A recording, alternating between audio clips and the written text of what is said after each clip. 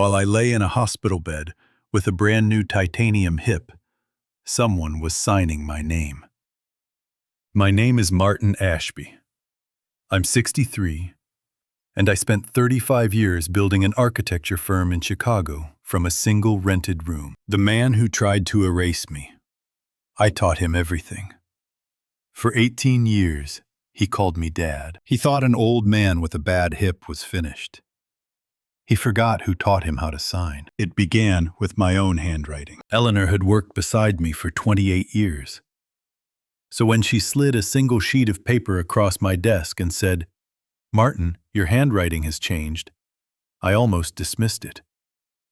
I was 63 years old, 9 weeks out from a hip replacement, and still walking with the kind of careful deliberateness that reminded me every single morning that the body keeps its own records, whether you approve or not.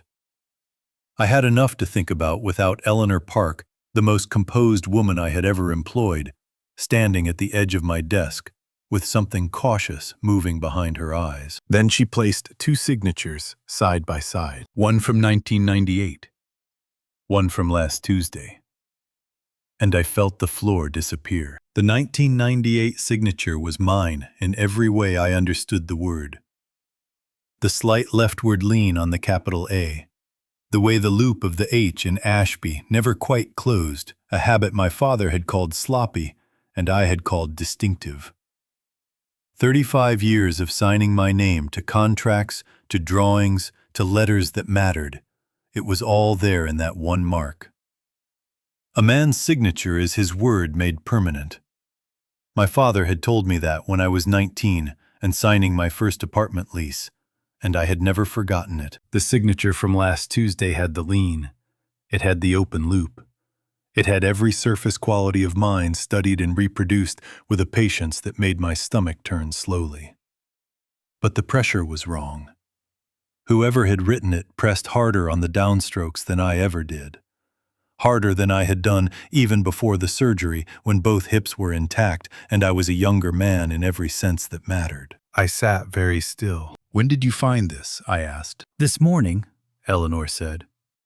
"I was reconciling the Hargrove file. The termination letter, the one that ended our contract with them. It had your signature on it. I pulled it against the original engagement letter from 2 years ago, and I saw it immediately." Hargrove Construction. $4.8 million in architectural work across 3 Chicago developments. A relationship I had built across 11 years of lunches and site visits. And the kind of reliability that doesn't come from contracts, but from showing up when the weather was bad and the schedule was worse. The termination letter had gone out 6 weeks ago while I was lying in a recovery room at Northwestern Memorial Hospital, with a new titanium hip and a morphine drip, and absolutely no memory of ending the most valuable client relationship my firm had maintained in a decade. "What did the letter say?" I asked, though some part of me already understood that knowing would not make it better. Eleanor folded her hands. She had the posture of someone delivering a diagnosis they had been rehearsing. "It cited creative differences," she said. "It was professional, polite even. Written in your voice, Martin. Someone who knows exactly how you write." I looked at the 2 signatures again. Side by side on Eleanor's plain white paper, like 2 versions of the same man standing in the same doorway, and only one of them real. 35 years. I had built Ashby Partners from a single rented room in the Wicker Park neighborhood in 1989, when Chicago was still figuring out what it wanted to be, and so was I. 300 square feet, a drafting table, a telephone, and a portfolio of residential work that a more realistic man might have called modest. I had called it a beginning. I had worked every hour the day offered, and several it did not, and I had built something that now occupied the 22nd floor of a building on Michigan Avenue, with a view of Lake Michigan that still stopped me some mornings when I came in early, and the light was hitting the water at the right angle. $3.2 million. That was what Hargrove represented in contracted work currently in progress. Work that, as of the letter Eleanor had just shown me, Ashby Partners had voluntarily walked away from while its founder was unconscious in a hospital bed. "Who else?" I asked. Eleanor reached into the folder she was carrying. She had brought more than one page. I noticed that now the thickness of what she held, and understood that she had known before she walked in that this conversation would not end quickly. "I identified 2 others this morning," she said. "Blackstone Development and Meridian, the Illinois one, not the group overseas. I haven't finished going through everything yet." The Illinois Meridian. Another long relationship. Another contract built on years of consistent work. I pressed my fingers flat against the desk surface and held them there. The desk was solid. Walnut, 30 years old, bought secondhand from an office liquidation when I couldn't afford new furniture and too stubborn to show it. It had followed me from Wicker Park to 3 intermediate offices to this one, and it had the scratches to prove every move. "Have any of the clients responded?" I asked. "Hargrove has already engaged another firm," Eleanor said. "Blackstone called twice while you were in recovery. I told them you were unavailable due to medical leave. They stopped calling after the 3rd week." After the 3rd week. Which meant they had received something. A response, presumably. With my name on it. I stood up slowly, the way men my age stand when a hip is still learning its new architecture. I walked to the glass wall of my office. The 22nd floor gave a clear sightline across the open floor plan to the offices along the far window, and from where I stood, I could see directly into the corner office that had been, until 9 weeks ago, the workspace of my senior partner. Vincent Chao was on the phone. He was laughing at something the other person had said, leaning back in the chair. My chair. The leather one I had bought 15 years ago and never thought to label as mine, because it had never occurred to me that someone would need to be told. He had one hand braced on the desk and the other holding the phone, and he looked like a man who was exactly where he belonged. He was 45 years old. I had hired him at 27, fresh from a graduate program at UC Berkeley, with a portfolio that was technically flawless and creatively ambitious in ways that reminded me uncomfortably of myself at that age. I had spent 18 years teaching him everything I knew about this business: how to read a client, how to hold a room, how to sign your name to something and mean every letter of it. He had not looked up. He did not know I was watching. I stood at the glass and looked at the man I had made laughing in my chair. And I thought about a meeting that had taken place 10 years ago in a smaller conference room on a lower floor, when I had sat across a table from Vincent Chao and told him that the senior partner position was going to Lisa Huang. He had smiled.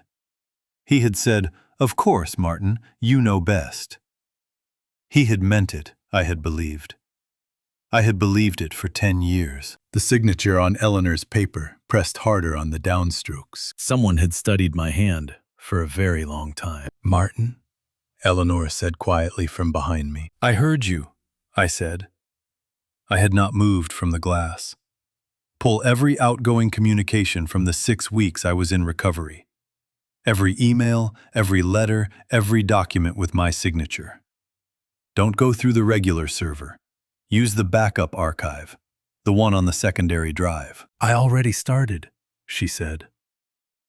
Which was why she had been the right person for 28 years. I watched Vincent end his call. He set the phone down and turned to his computer. And for one moment, before he clicked into whatever he was working on, he paused. Just a half-second of stillness. Then he began typing, unhurried and certain, in the office that had once been mine, and that he was now wearing like a suit that had always been his size. The floor had not come back yet. I did not think it was going to. I sat in my car outside the building for 40 minutes the next morning before I went in. This was not something I had ever done before. In 35 years of running Ashby Partners, I had been the first one through the door on more mornings than I could count, arriving before the cleaning crew finished, and leaving after the security guard made his last round. Work had always been the place I went when I did not know what else to do with myself, And there had been stretches of my life after my wife Carol left in 2001, after my mother died in 2008, when arriving at 6 in the morning and staying until 9 at night had been less a professional habit than a form of survival. But that Tuesday morning, I sat in the parking structure on the lower level, engine off, and looked up through the windshield at the building's glass face, catching the early light. And I could not make myself go inside. The 22nd floor was up there. Vincent's office was up there. The chair was up there. I was 63 years old, and I had not built what I built by being a man who sat in parking structures. I knew that. I told myself that several times. It did not move me. What moved me finally was a memory. Not a recent one. 1989, a Tuesday in February, the kind of cold that Chicago produces in February as a point of civic pride. The wind off the lake finding every gap in every coat, no matter how well you'd buttoned it. I was 28 years old, and I had just signed a lease on 300 square feet in a building on North Milwaukee Avenue in Wicker Park. And I stood on the sidewalk outside with the key in my hand and thought with complete clarity that I had either made the best decision of my life or the worst one, and that I would not know which for a very long time. I had gone in anyway. That was what you did. I got out of the car. The lobby security guard, a man named Gerald, who had been at his post for 11 years and knew me by name and coffee order, nodded as I passed. The elevator took 40 seconds to reach 22. I counted them. The doors opened onto the reception area, which was empty at this hour, and I walked past Eleanor's desk and past the drafting room where 3 of my architects would arrive in another 90 minutes. And I sat down at my desk and put both hands flat on the walnut surface and breathed. Ashby Partners had been at various points in its history a one-man operation, a 3-person partnership, a 10-person firm scraping through a recession, and at its peak 6 years ago, a 42-person studio with a reputation for residential and commercial work that clients sought out rather than stumbled upon. We had designed schools and libraries and the kind of apartment buildings that made neighborhoods better rather than louder. We had won awards that mattered and declined projects that didn't. I had done all of this by understanding very early that a building is not a product. It is an argument. Every line you draw is a position you are taking about how people deserve to live and work. And the best argument wins not by being the loudest, but by being the most honest. Vincent Chao had understood that instinctively the first time I met him. He had come in as a summer intern in 2006, 27 years old and newly graduated, carrying a portfolio that was, objectively speaking, better than mine had been at the same age. I remember sitting across from him in the small conference room we used for interviews, going through his drawings page by page and feeling something I was not entirely comfortable with. The particular unease of recognizing genuine talent in someone young enough to eventually replace you. He had designed a community center for his graduate thesis, a modest building for an underserved neighborhood in Oakland, and the drawings showed not just technical skill, but something rarer. He had thought about the people who would use the building before he had thought about the building itself. I hired him for the summer. At the end of August, I offered him a full position. For 18 years, Vincent Chao had been the closest thing I had to a professional heir. I had introduced him to clients. I had put his name on projects. I had, in 2016, made him senior partner, the first person other than myself to hold that title in the firm's history. I had taught him everything I knew about this business, holding nothing back, because holding things back from talented people is what small men do, and I had never wanted to be a small man. The promotion review of 2014 was the one exception I could not fully explain even to myself. There had been 2 candidates that year for an associate partner position. Vincent and Lisa Huang, a structural designer who had joined us 3 years earlier.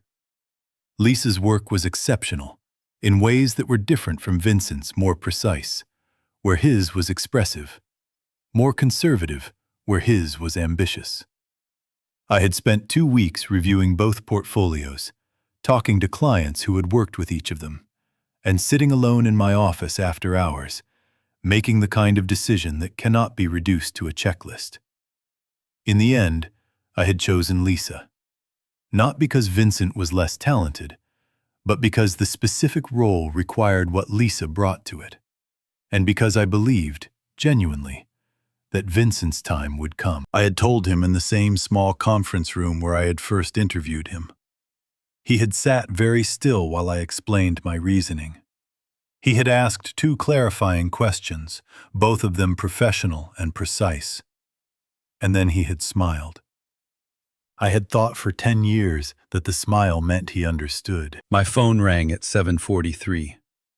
The number was one I recognized the main line, for Blackstone Development, a real estate group I had worked with across 4 projects over 8 years.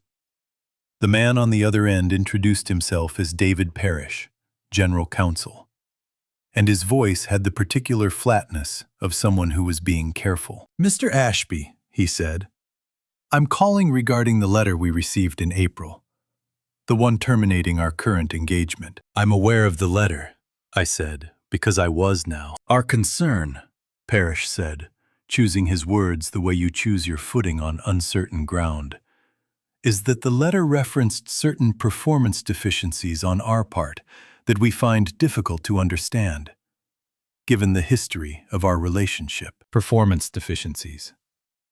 Someone had not merely ended the Blackstone relationship. Someone had ended it badly, with language designed to make it difficult for Blackstone to come back, even if they wanted to. A termination letter that burned the bridge and then complained about the view. "Mr. Parrish," I said, "I'd like to meet with you in person, this week if possible. There are some things I need to explain." There was a pause. "All right," he said slowly. "Thursday." I wrote down the time and hung up. Then I sat for a moment with the phone in my hand, thinking about the word deficiencies, and what kind of person writes a letter like that under another man's name. Not a careless person, a deliberate one. My email showed a message from Thomas Way, one of the board members I had appointed 4 years ago when the firm's growth made a formal governance structure advisable. Thomas was 52, a former commercial developer who brought financial credibility to the board, and I had believed a genuine interest in the firm's long-term health. His message had been sent the previous evening at 10:19 and read, "Heard you're back on your feet. Hope the recovery is going well. Let me know when you're ready to talk. We should connect before the next board meeting." It was a perfectly reasonable message. Thomas Way sent perfectly reasonable messages. There was nothing in it that should have made me pause. I read it 3 times. David Parrish was the kind of lawyer who kept his office cold enough to make you aware of it. He was sitting behind a desk that was 3 times the size it needed to be when I arrived Thursday afternoon, and he had a printed copy of the letter in front of him, centered with a precision that told me he had placed it there deliberately before I walked in.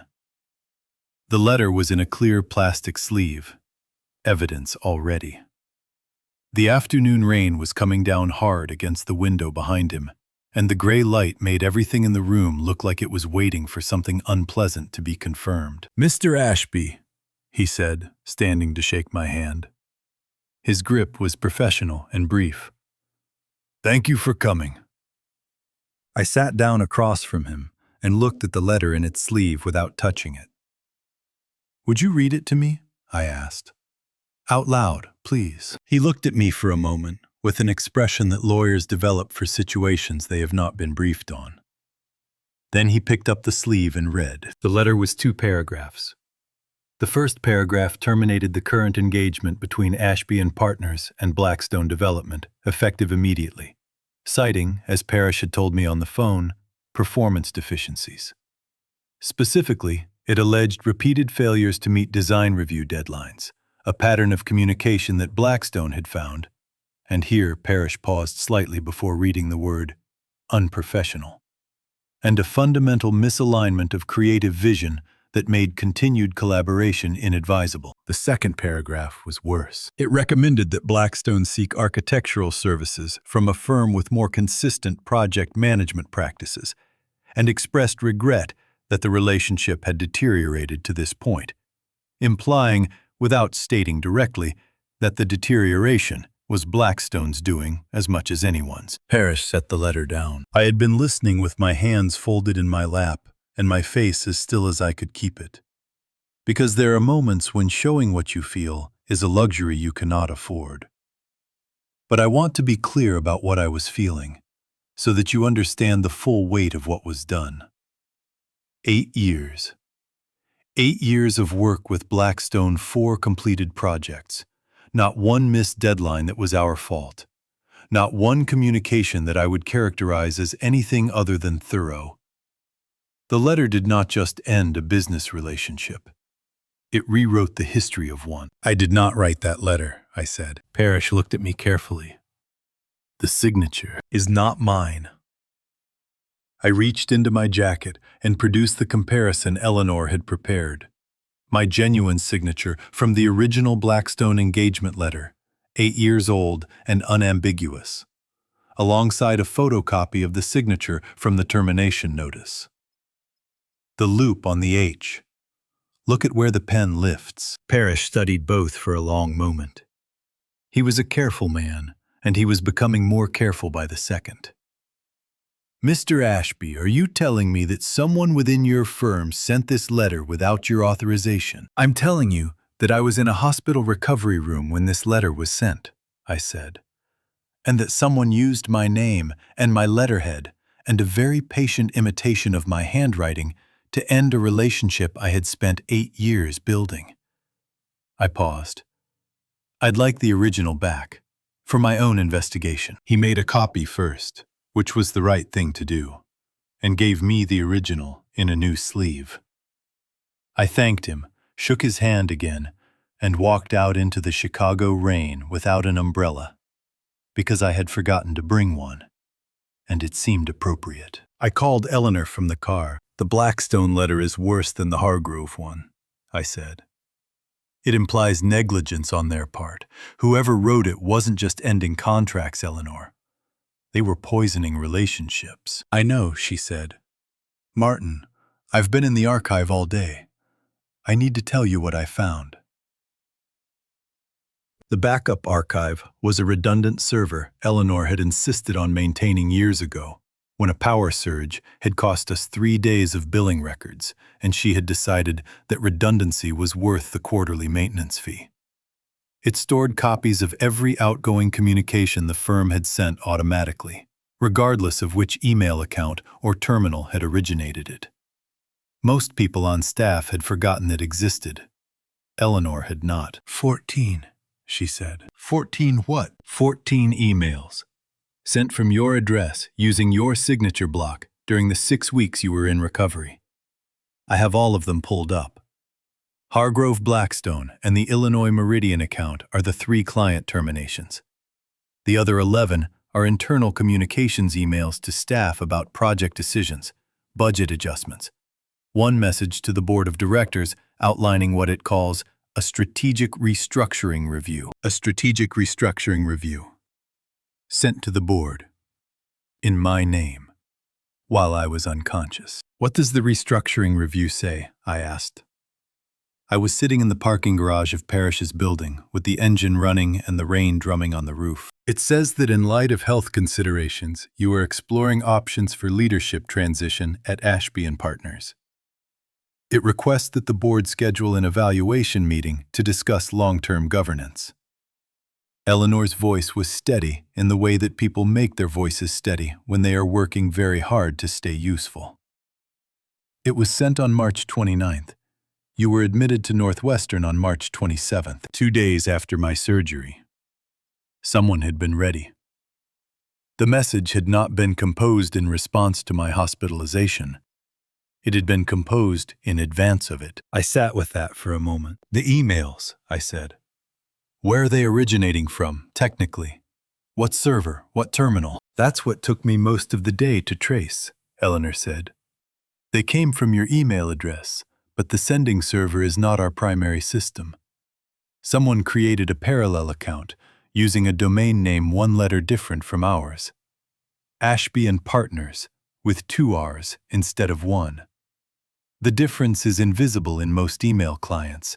Recipients would see your name and your signature block and never notice the domain. Someone had registered a domain name, had set up a parallel email system, had composed 14 separate communications in my voice and sent them on a schedule that began 2 days after my surgery and continued through my recovery. This was not opportunism. This was a plan that had been waiting for the right moment. Eleanor, I said, who has administrative access to our design file server, the one with the proprietary project templates. There was a pause. Not long, 3 seconds at most, but Eleanor Park did not pause before answering questions. She answered them because she always knew. The pause told me she had already found something there too, and that she was deciding how to say it. 3 people have full administrative access, she said finally.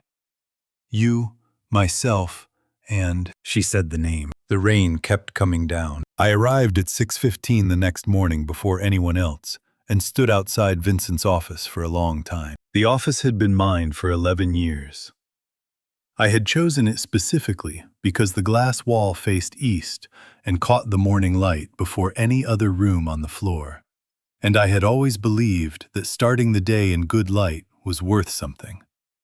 Practically speaking, the way that certain conditions simply make thinking easier.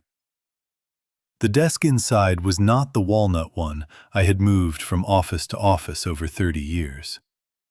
That one was still in my office where it belonged. Vincent's desk was a newer thing, glass and brushed steel. The kind of desk that photographs well in architectural magazines and feels in person like sitting at a window. He had moved his things in during my recovery. Gradually, Eleanor told me later, over several weeks, so that it looked less like a relocation and more like a natural expansion. By the time I returned, it looked as though he had always worked from that corner. I knocked on the glass. Vincent looked up from his screen. For a fraction of a second, less than that the length of a blink, something moved across his face. Then it was gone, replaced by the expression I knew well, the one he had been wearing for 18 years. Open and warm and professionally concerned in exactly the right proportions. He stood. He came to the door and opened it himself rather than calling me in, which was a choice that communicated deference without actually deferring. "Martin," he said, "you're in early. How are you feeling?" "Better every day," I said. "Do you have a few minutes?" "Of course." He stepped back to let me enter. "Sit down, please." I sat in the chair across from his desk, the visitor's chair in what had been my office, and looked at him settle back into the seat I had occupied for 11 years.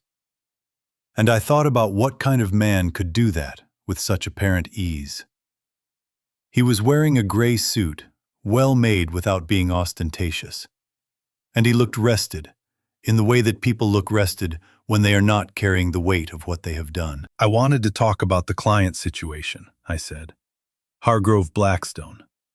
I've been going through what happened while I was out." Vincent nodded slowly, with the careful sympathy of a doctor preparing to deliver unwelcome news. "I was hoping we could discuss that," he said. "I should have brought it to you sooner, but honestly, Martin, I didn't want to add to your stress during recovery. The Hargrove situation was difficult. The communication there were some decisions made that I think in retrospect could have been handled differently." "What decisions?" I asked. "The timing of the outreach," he said, choosing his words with precision. "And the tone. I think whoever drafted those letters was trying to get ahead of what they saw as an emerging problem, but the execution was not what you would have done." He paused. "Not what I would have done either, if I'm being honest." "Whoever drafted those letters." The phrase was careful in a way that could mean many things, and I noted it the way you note a door left slightly open in a house where all the doors should be closed. I'd like to see the full communication log, I said. Everything that went out under my name while I was in the hospital. Absolutely, Vincent said. I'll have Renata pull it together. Renata was his assistant, not mine. The use of her name was another small thing I noted. Martin. He leaned forward slightly, elbows on the desk, the posture of a man who was about to say something he had been waiting to say. I want you to know that I'm genuinely glad you're back, and I want to be honest with you, as someone who cares about this firm and about you personally. The recovery period was difficult, and not just logistically. There were people, clients, board members, who had concerns about continuity, about direction. And I think going forward, it might be worth considering whether a more structured transition of certain responsibilities might actually be easier for you. Easier for you. Two words that were doing a great deal of work. I appreciate the thought, I said. I'm not interested in a transition. Of course, he said immediately. I understand. I just want you to know the option is there whenever you feel it makes sense. He smiled. You've built something remarkable here. Protecting it in whatever form that takes is all any of us want. I looked at him across the glass desk in the morning light and thought about 18 years of lunches and site visits and late evenings reviewing drawings. 18 years of teaching this man what I knew, and I tried to find somewhere in his face the 27-year-old who had drawn a community center in Oakland with such genuine care for the people who would use it. One more thing, Vincent said as I began to stand. Casual, an afterthought. I spoke with Daniel last week, just briefly. He called to check on things while you were finishing recovery. He mentioned Tanya's been a bit worried. Your son has a good head on his shoulders. You should be proud. He said it warmly, the way you say something that is meant to land as comfort. I told him you were in excellent hands. I had not told Vincent that Daniel had called. I had not told anyone in the office that Daniel had called. The only way Vincent could know that my son had contacted him was if Vincent had reached out to Daniel first, framing himself as the appropriate point of contact for my family during my absence. I said, "Thank you, Vincent," and meant nothing by it. I took the elevator down to the lobby. I walked past Gerald at the security desk, out through the revolving door, and turned left on Michigan Avenue, into the early morning, which was cool and bright in the way Chicago mornings can be in late spring, before the heat of the day takes hold. I walked 2 blocks north and 1 block west to a corner I had not visited in years, where a pay telephone still stood in its weathered metal housing, one of the last ones in this part of the city, kept operational by some municipal oversight that had not yet gotten around to removing it. I had the number memorized. I had memorized it 30 years ago and never unmemorized it the way you never unmemorize certain things. Phone numbers and locker combinations, and the right way to hold a pencil when you were trying to draw something true. I put in coins and dialed. It rang 4 times. Then a voice I had not heard in 3 years said without greeting, without preamble, the thing that only someone who had known me for 30 years could say. Martin Ashby. I figured you'd either call me or die without ever asking for help. Which is it this time? The coffee at the place on Kedzie Avenue was not good. It had never been good. Not in 1994 when Ray Kowalski and I had started meeting here, and not in the 30 years since. The cups were heavy ceramic that had been through too many dishwasher cycles. The coffee itself was the kind that sat on a burner past the point of no return. And the booths in the back had vinyl seats that had been repaired with electrical tape at least twice in the time I had been coming here. None of this had ever mattered. Some places you go for the coffee, and some places you go because they are the right size and shape for the conversations you need to have. And this place, with its 8 tables and its owner who minded his own business as a point of personal philosophy, had always been the right size and shape. Ray was already in the back booth when I arrived. He was 66 years old, 2 inches shorter than me, with the kind of physical solidity that comes not from the gym, but from decades of simply being a large man who moved carefully through spaces designed for smaller ones. He had retired from the Chicago Police Department 18 years ago after 22 years as a detective, the last 9 of them in financial crimes, and he had spent the years since doing private investigative work for clients who were referred to him by people who trusted him completely and never gave his name to anyone else. He had a cup of the bad coffee in front of him, and he was reading a newspaper, an actual printed newspaper, which was so entirely in character that it made something in my chest loosen slightly for the first time in days. He looked up when I sat down. He folded the newspaper. He did not ask how I was feeling, or comment on the hip, or say anything about it being good to see me. He looked at me for a long moment with the particular attention of someone who is already beginning to take inventory, and then he said, "Tell me from the beginning. Leave out anything you think is irrelevant, and I'll ask about it later." So I told him. I went through it in the order it had happened, because Ray had taught me once, a long time ago, that the sequence of events is itself a form of evidence, and that rearranging the sequence to make a better story is how people accidentally hide the truth from the people trying to help them. I started with the surgery, with coming back to the office with Eleanor and the 2 signatures. I told him about the 14 emails, the parallel domain, the strategic restructuring memo sent to the board 2 days after my admission to Northwestern. I told him about Blackstone and the language in the termination letter, the deliberate poisoning of an 8-year relationship. I told him about Vincent's office and the conversation that morning, the careful suggestions about leadership transition, and the thing Vincent had said about Daniel, that he could not have known unless he had gone looking for it. Ray listened without moving. This was one of the things about him that had always been slightly unnerving to people who did not know him well. The complete physical stillness he maintained when he was taking in information, as though he had decided that movement was a form of leakage, and he could not afford to lose anything. He did not nod. He did not make the sounds people make to show they are following along. He simply received. When I finished, he picked up his coffee cup, found it empty, and set it down again. "The memo to the board," he said. "The strategic restructuring review. You said it was sent 2 days after your surgery." "March 29th, I said. "I went in on the 27th. "What was the board's response?" "I don't know yet. Eleanor is still going through the internal archive." Ray was quiet for a moment. "Who sits on your board?" I listed the 7 members. Ray listened to each name without visible reaction, until I reached Thomas Way, at which point something shifted almost imperceptibly in his expression. A slight tightening around the eyes that I had learned over 30 years of knowing him meant he was filing something away for separate attention. "Thomas Way," he said. "How long has he been on the board?" 4 years. I appointed him. "What's his background outside the board position?" "Commercial real estate development. He had a development company for about 12 years, sold it in 2018.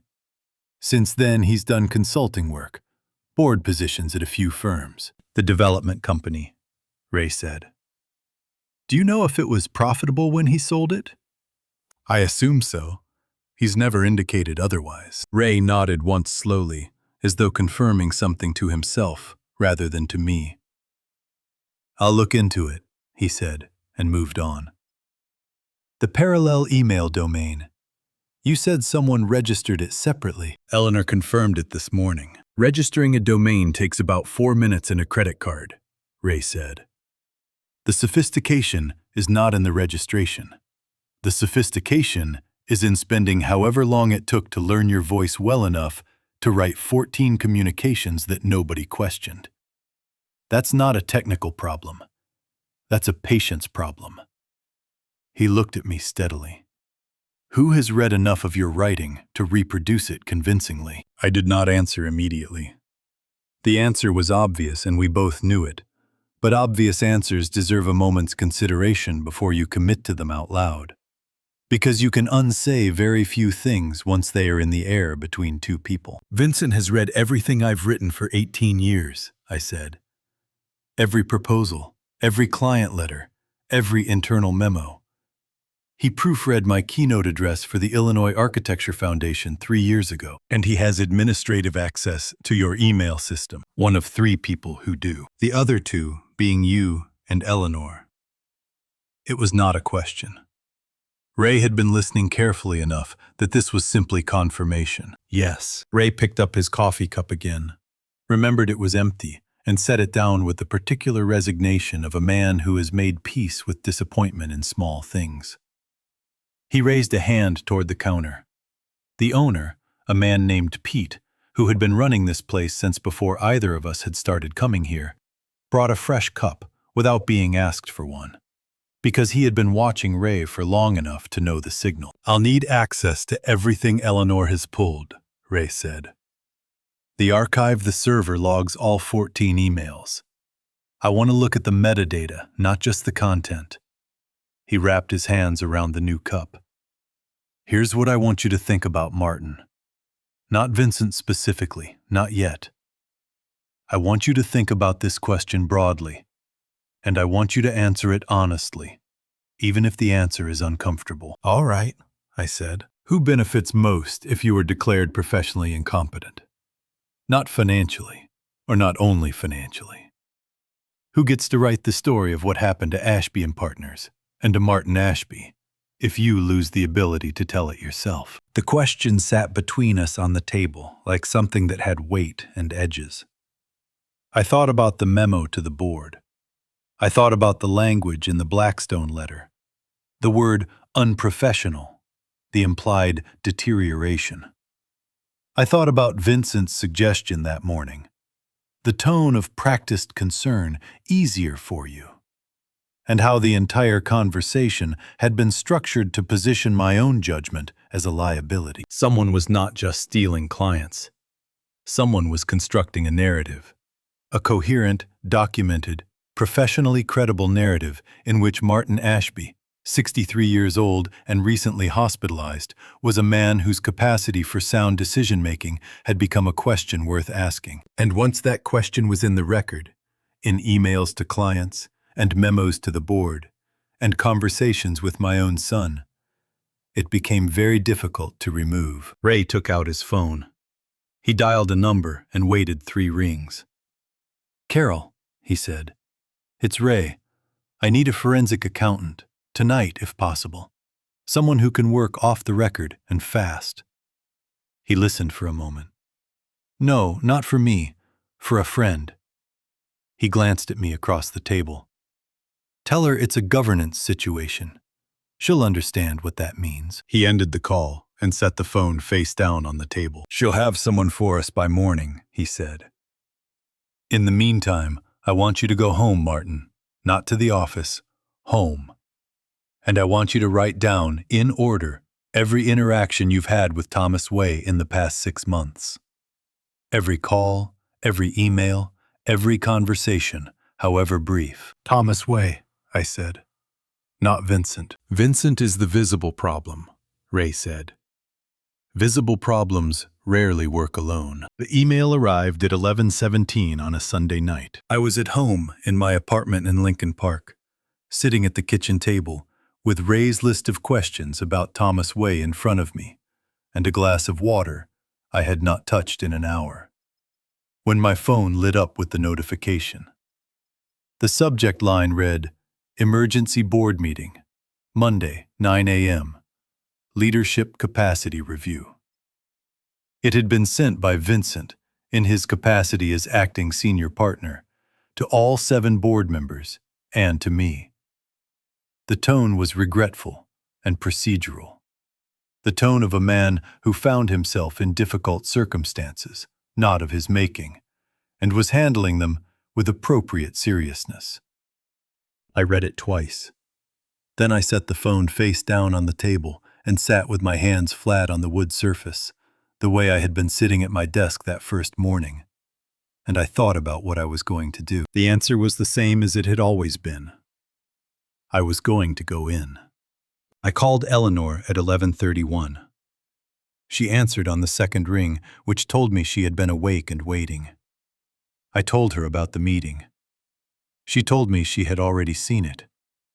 I asked her to pull everything she had on the board members, their board correspondence, their attendance records, any communications they had sent or received through the firm's systems in the past 6 months.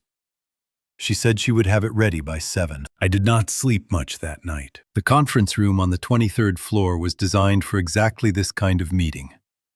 Large enough to seat 12 comfortably, with a long table of pale ash wood and chairs that cost more than they needed to, and a view of the lake that on clear days could make you forget briefly whatever problem had brought you there. Monday morning was not clear. A low gray sky sat over the water, and the room had the particular fluorescent flatness of a space that was being used for something no one wanted to be doing. 6 of the 7 board members were present when I arrived at 8:55. Thomas Way sat midway down the right side of the table in a charcoal suit, his hands folded, his expression composed.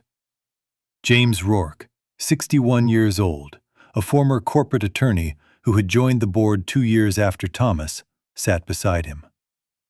The other 4 members, Patricia Norris, David Chen, Robert Halsey, and Anita Swanson, were arranged across the table with the careful spacing of people who had been told this was a serious meeting and were taking the instruction seriously. Vincent sat at the head of the table. Not at the side where a presenter typically sat. At the head. My chair. I took the seat at the opposite end. "Thank you all for coming on short notice," Vincent said. He had a presentation prepared. Actual slides projected on the screen at his end of the table, which told me this had not been assembled overnight.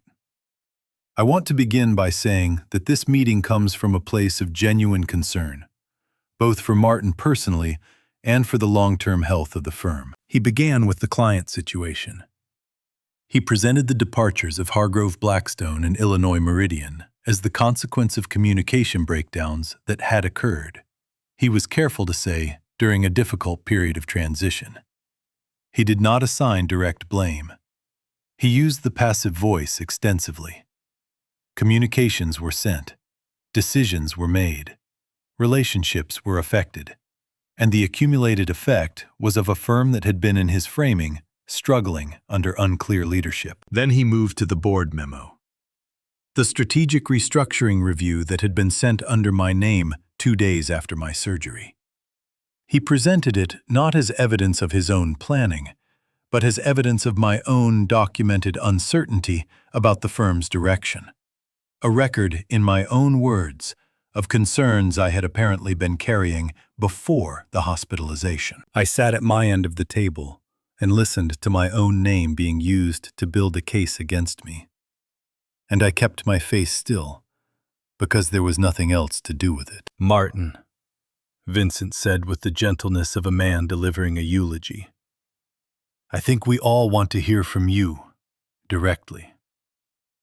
"I'd like that too," I said. I spoke for 12 minutes. I did not raise my voice. I explained in the sequence Ray had taught me, to use the sequence of events as they had actually occurred. The forged signatures, the parallel email domain, the 14 communications sent in my name while I was in a hospital bed, the memo to the board, which I had not written, sent 2 days after my admission when I was in no condition to write anything. I presented the comparison of signatures that Eleanor had prepared. I stated clearly that I was prepared to submit to any independent handwriting analysis the board wished to commission. Patricia Norris asked 2 questions, both of them careful and substantive. David Chen asked 1.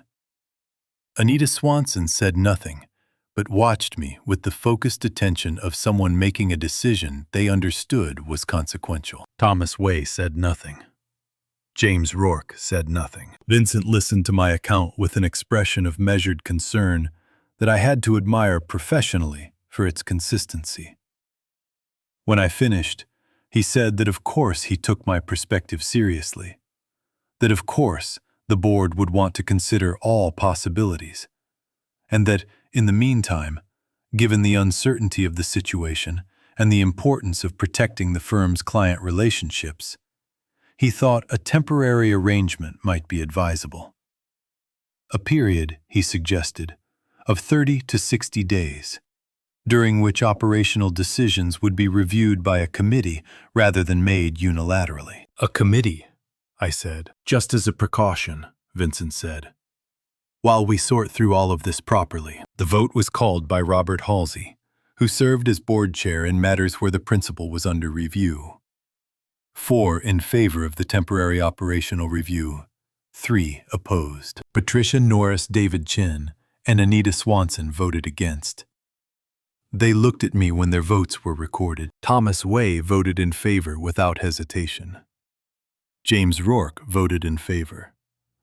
The other 2 votes in favor came from Halsey himself and from Gerald Simmons, the 7th member, a retired banker who had joined the board at Vincent's recommendation 18 months ago, and who had said nothing during the entire meeting. I had been suspended from operational authority in my own firm by a margin of 1 vote, in a meeting called on 12 hours' notice on a Sunday night. I gathered the papers Eleanor had prepared for me.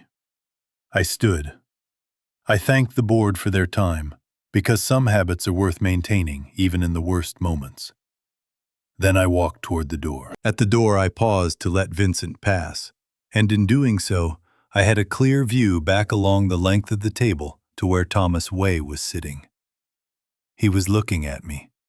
Not the way James Rourke was looking at me, with the determined vacancy of someone who had made a choice and was committed to not examining it. Thomas Way was looking at me with something else, something that had no place in the expression of a man who had just voted to remove my authority from my own company. He looked for just a moment like a man who was already trying to find the exit from a building he had not expected to be trapped in. The door closed behind me. The phone rang at 6:14 in the morning. I had been awake since 4:30, sitting at the kitchen table in my apartment, with the board meeting still running through my head in the way that certain experiences replay themselves, not because you are trying to understand them, but because your mind has not yet accepted that they actually happened. The vote, the 4 hands, Thomas Way's face at the door. I had made coffee at 5 and let it go cold without drinking it, which was becoming a pattern I did not like. Ray's number came up on the screen, and I answered before the second ring. "Martin," he said. His voice had a quality I had not heard in it before, a particular flatness that I recognized after a moment as the sound of someone who has found something they were not entirely prepared to find. "Are you sitting down?" "Yes," I said. "This isn't just about your company anymore," he said. "Sit still and let me get through all of it before you say anything." I sat still.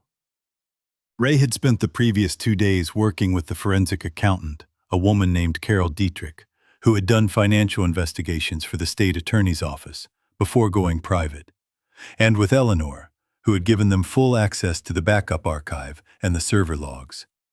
What they had found in the server logs, the access records for the design file system, the proprietary database where Ashby Partners stored its architectural templates, its structural calculations, its proprietary methodology documents accumulated across 35 years of practice, was not what any of them had expected. 14 files, Ray said. Not emails this time, design files. Your firm's proprietary architectural work, structural templates, environmental modeling protocols, the acoustic calculation system your team developed for the Riverside Library project 4 years ago. All of it accessed from a remote terminal. Between January and March of this year, during the 2 months before your surgery, I did not say anything. I was listening the way Ray had listened to me in the diner, completely because I understood that this was the kind of information that required full attention to receive correctly. The files weren't just accessed, Ray continued. They were copied. The log shows full download events, not just views. Someone with administrative credentials logged into your design server from an external IP address on 9 separate occasions over 8 weeks and transferred 14 files to a remote destination. Where? I asked. That's what took Carol the better part of 2 days to trace, Ray said. The destination was a file transfer server registered to a company called Meridian Architectural Group. Not the Illinois firm you mentioned, a different entity. Meridian Architectural Group is incorporated in Shanghai, China. The kitchen was very quiet. Outside Lincoln Park was beginning its morning, the sounds of traffic building on Clark Street and the distant noise of the lake. And I sat in my kitchen and listened to those ordinary sounds and tried to hold what Ray had just told me in the proper shape. Shanghai, I said. Carol found their public filings this morning, Ray said. Meridian Architectural Group submitted patent applications in China last month for 3 proprietary systems: the acoustic calculation methodology, the environmental modeling protocol, and a structural template system for mixed-use residential development that Carol tells me is word for word, formula for formula, identical to the methodology your firm has been developing for the past 6 years. 35 years. I had spent 35 years building not just a portfolio of completed work, but a body of knowledge, the accumulated intelligence of hundreds of projects, thousands of decisions, the kind of institutional expertise that cannot be purchased or replicated quickly, and that constitutes in the architectural industry the real value of a firm. What clients hired when they hired Ashby Partners was not just the drawings we would produce for their specific project. It was 35 years of knowing how to produce them correctly. Someone had been transferring that knowledge to Shanghai for 8 weeks. Vincent, I said. Not a question. The administrative credentials used for the remote access belonged to the account of the firm's senior partner, Ray said carefully. I'm not going to tell you that proves who was sitting at the keyboard, but the access pattern is consistent with someone who knew the system well and knew exactly which files to take. I stood up and walked to the window. The lake was gray and flat in the early morning light, the kind of flat that happens when the wind has not yet decided what it wants to do with the day. Ray, I said, this changes the whole shape of it. Tell me what you mean. I thought this was about the company, about Vincent wanting to take Ashby Partners to run it himself, to push me out and step into what I built. I paused, organizing what I was seeing. But you don't steal a firm's proprietary methodology and send it to a competitor in Shanghai if you want to run the firm. You steal it if you want to hollow the firm out. Take what has value and leave the shell. Ray was quiet for 3 seconds. He doesn't want Ashby Partners, Ray said. He wants what Ashby Partners knows. And once he has it, the firm itself becomes worthless. The client relationships are already damaged. The reputation is compromised. The proprietary advantage is gone. What's left is a name and some office furniture. I thought about the termination letters, the poisoned language in the Blackstone communication, the deliberate unprofessionalism attributed to me, the board memo framing my judgment as unreliable, the vote, the suspension. None of it had been designed to position Vincent as the new Martin Ashby. It had been designed to ensure that by the time anyone realized what had been taken, there would be nothing left worth taking back. Eleanor, I said. She mentioned the remote access when we first talked. She said a file had been accessed from outside. She found it in the secondary logs 2 days ago, Ray said. She's been working with Carol on the full trace. Martin, there's one more thing. I waited. The first remote access event, Ray said. The first time someone logged into your design server from the external terminal and began copying files. The timestamp on the log is January 9th. January 9th meant nothing to me immediately. I searched my memory for the date and found only the ordinary texture of a January workday. Then Eleanor's voice came back to me from our first conversation. The detail I had noted, and not yet fully examined. The email Vincent had sent to Meridian, the initial contact establishing the relationship, had been sent on the same day that Martin had announced he would need surgery. I told the staff about my hip on January 9th, I said slowly. At the Monday morning meeting, I said I was going to need a procedure, probably in late March. The first file transfer happened that afternoon, Ray said. At 2:47 p.m., I stood at the window and looked at the lake and understood what that meant. Vincent had not seen an opportunity and seized it. Vincent had heard the word surgery and gone home that evening and begun executing a plan he had already prepared. The remote access, the parallel email domain, the forged signatures, the board strategy. None of it had been improvised. All of it had been waiting. For how long exactly was a question I was not yet ready to ask out loud. I need to see Eleanor, I said. Today. She's already at the office, Ray said. Or the place she's been using as an office. She moved her files to the secondary workroom yesterday after the board vote. Said she didn't want to work somewhere she felt watched. That was Eleanor. 28 years, and she had never needed to be told which direction the problem was coming from. Ray, I said, how long has he been planning this? Ray was quiet for a moment. Outside, a delivery truck was making its way down Clark Street, the engine loud in the early quiet. That's the question I've been sitting with all morning, he said. And I don't think we're going to like the answer. Daniel called on a Thursday evening, which was how I knew it was serious. My son was 38 years old, and he had inherited from me, or developed independently, or both, the particular habit of conducting important conversations in person rather than on the phone. He called to arrange things, to confirm logistics, to relay information that was straightforward. When something mattered, he came.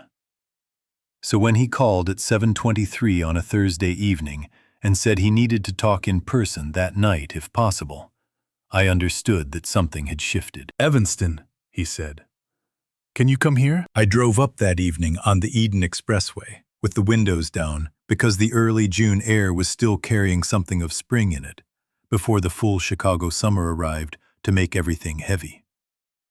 Daniel and Tanya lived in a house in South Evanston, a 1920s craftsman they had bought 4 years ago, and been slowly restoring on weekends with the particular patience of people who understand that good things take longer than you want them to. I had helped Daniel replace the front porch railing the previous fall, the two of us working in the October cold with power tools and thermoses of coffee.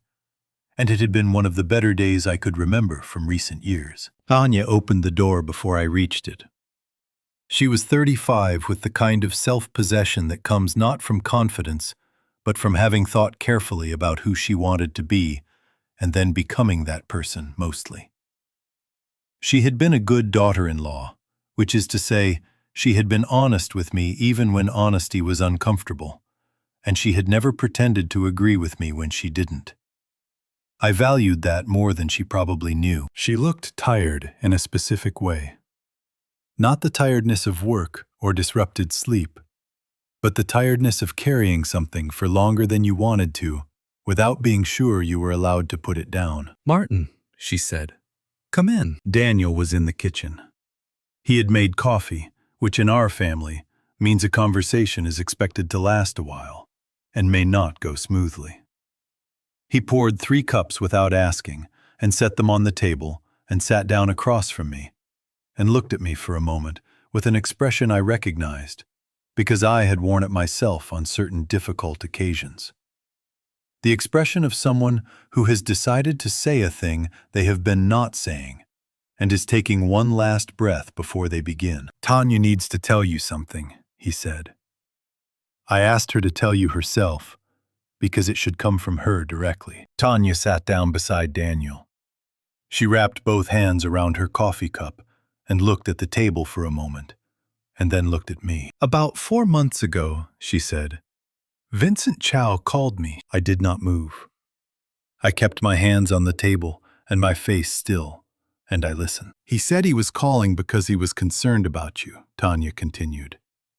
He said he had been noticing things at the firm, lapses in concentration, decisions that seemed out of character, moments in meetings where you appeared confused about things you should have known well. He said he was telling me because he thought Daniel and I should be aware so we could be watching for signs ourselves. He was very, she paused, choosing the word carefully, gentle about it, very concerned. He said he didn't want to alarm us, he just wanted us to have the full picture. 4 months ago, February, 5 weeks after the January 9th staff meeting where I had announced my surgery. Vincent had not waited to see how the hospitalization would play out. He had begun preparing my family before I even went in. What did you tell him? I asked. I thanked him, Tanya said, and the words came out with a quality that told me she had been sitting with this particular piece of shame for some time. I said I would mention it to Daniel. I said it was good to know. And then I watched you a little differently at Christmas, and when you came to help with the porch in October. And I thought maybe I did see things. Maybe there were moments. She stopped. I was looking for them, Martin. He told me to look for them. And so, I saw them. This is the thing about a well-constructed deception. It does not require you to believe something false. It requires you to look at something true through a frame that makes it mean something different. I had forgotten where I put my car keys one morning in October. I had repeated a story at Christmas dinner that I had told at Thanksgiving. I was 63 years old, and I had had a major surgical procedure, and I was tired in the accumulated way of a man who had been working at full capacity for 35 years. These were ordinary human facts. In the frame Vincent had built for Tanya, they became evidence. He didn't invent anything, I said. No, Tanya said. That's what made it work. Daniel had been quiet through all of this. He was looking at the table with his jaw set in the way that meant he was holding something back that he was not yet ready to release. I had seen that jaw since he was 9 years old, and I knew it was not anger at me, though it would have been understandable if it had been. Dad, he said finally, why didn't you tell me? When you found the signatures, when you started figuring out what he was doing, why did you wait? It was the right question, and it deserved a real answer. Because knowing something and proving it are different calculations, I said. And because I needed proof before I asked you to choose between me and everything you already believed. I paused. If I had called you the day Eleanor showed me those signatures and said Vincent Chao is stealing my company, and you had gone to Vincent and he had shown you the medical memo, the board recommendation, all the documentation he'd already built, what would you have believed? Daniel was quiet. I'm not saying you would have believed him over me, I said. I'm saying I didn't want to put you in that position until I had something solid enough that you wouldn't have to choose on faith alone. Tanya set down her coffee cup. Something in her posture changed, a slight releasing of a tension she had been carrying since she opened the door. I want to help, she said. Whatever you need from me. I'll write down everything he said in that phone call, everything I can remember. The exact words, the dates, all of it. That would help, I said. Very much. We sat for another hour. Daniel asked questions about the board meeting, about the file transfers, about Ray, and what the investigation had turned up. He listened the way I had taught him to listen. Not for the emotional content first, but for the sequence of events, because the sequence is where the truth lives. Toward the end of the evening, when we were all tired and the coffee was long finished, Tanya said something that made me sit very still. There was one moment in that first call, she said, when he mentioned the firm. He said something about how you had built something remarkable, but that great builders don't always make great stewards. He said that sometimes the person who creates something and the person who should run it are different people. She frowned slightly, retrieving the memory. And then he mentioned a decision you made in 2014, a promotion. He said it was the moment he had understood that clearly. She said it the way you relay a detail that seemed minor at the time.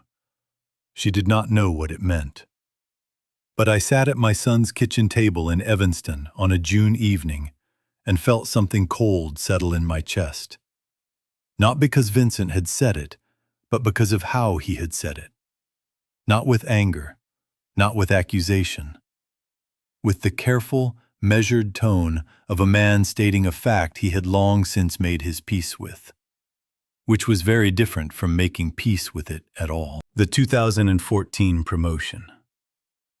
Said to my daughter-in-law in a phone call designed to undermine her confidence in me, as casually as a man mentions the weather. He had been carrying it for 10 years. And he had never, not once, let me see it. Ray's temporary office was a single room on the second floor of a building on West Randolph Street that smelled like old carpet and the particular institutional neutrality of spaces that have housed many different kinds of work without becoming identified with any of them. He had rented it by the week, furnished it with a folding table, 3 chairs, and a printer that worked intermittently, and covered one wall with printed pages held up by pushpins in a configuration that to anyone else would have looked like the preparatory work of someone building a very complicated argument. To me, after 30 years of knowing Ray Kowalski, it looked like an investigation that was nearly complete. Eleanor was already there when I arrived. She was sitting at one end of the folding table, with her laptop open and a yellow legal pad covered in her precise small handwriting. She looked up when I came in, but did not say anything, which meant she already knew what Ray was about to tell me, and had decided it was his to deliver. Ray was standing at the wall of papers. He did not turn around when I entered. He said without preamble, "Sit down, Martin," in the tone he used when he had something that required the full weight of a seated person to receive properly. I sat. He turned from the wall and picked up a single sheet of paper from the table and placed it in front of me. It was a bank statement, or rather, a summary, prepared by Carol Dietrich from underlying bank records she had obtained through sources she had not specified and I had not asked about. 2 transactions were highlighted in yellow. The first was a wire transfer of $40,000 sent on June 17th, 3 days after the board vote, from an LLC registered in Delaware to a personal account belonging to Thomas Way. The second was a wire transfer of $60,000, sent on the same date from the same LLC to a personal account belonging to James Rourke. $100,000. Sent 3 days after the vote that suspended my authority. From a Delaware LLC with no public operating history and a registered agent address that was, Carol had noted in her summary, a mail forwarding service used by approximately 400 other shell companies. I looked at the page for a long moment. The LLC, I said. Incorporated 11 months ago, Ray said. Single member anonymous through the Delaware structure. Carol traced the operating account through 3 intermediate transfers. The source of the funds is a personal account in Singapore belonging to a holding company whose sole director is listed as a consultant named Vincent Chao. 11 months ago. Vincent had incorporated the shell company 11 months ago before my surgery, before the staff meeting in January, before any of the events I had been trying to understand as a sequence with a beginning. The shell company had been part of the infrastructure from the start. Thomas Way and James Rourke had not been recruited opportunistically when a useful vote was needed. They had been recruited, positioned, and paid on a schedule. How long has Thomas Way been in financial difficulty? I asked. His development company was not profitable when he sold it, Ray said. It was insolvent. He structured the sale to make it look like a voluntary exit, but the buyer assumed liabilities that effectively made Thomas Way whole on debts he could not have paid otherwise. Since then, he's been maintaining the appearance of a successful career on a much smaller actual income than his lifestyle requires. Ray sat down across from me. Carol estimates he needed the $60,000. Not wanted. Needed. $60,000 to vote against the man who had appointed him to the board. I thought about the 4 years Thomas Way had sat in board meetings and attended the firm's anniversary events and shaken my hand at holiday parties and asked reasonable questions about quarterly performance. 4 years of due diligence on a relationship that had already been structured as a transaction before it began. James Rourke, I said. Rourke is simpler, Ray said. He's been Vincent's attorney for personal matters for 6 years. The board position was always a placement, not an independent appointment. I had appointed James Rourke to the board on Vincent's recommendation 2 years ago, after Rourke came highly recommended by 2 other board members. I looked at Ray and did not say anything for a moment, because there was nothing useful to say about the specific texture of realizing you have been managed by someone you trusted for a very long time. Eleanor spoke for the first time since I had arrived. "There's one more thing," she said in the tone she used when she was about to say something she wished she did not have to. "I went through the personnel file access logs for the past year. The records showing who accessed employee performance reviews, compensation history, HR documentation. Thomas Way accessed the full personnel files for 7 employees in February.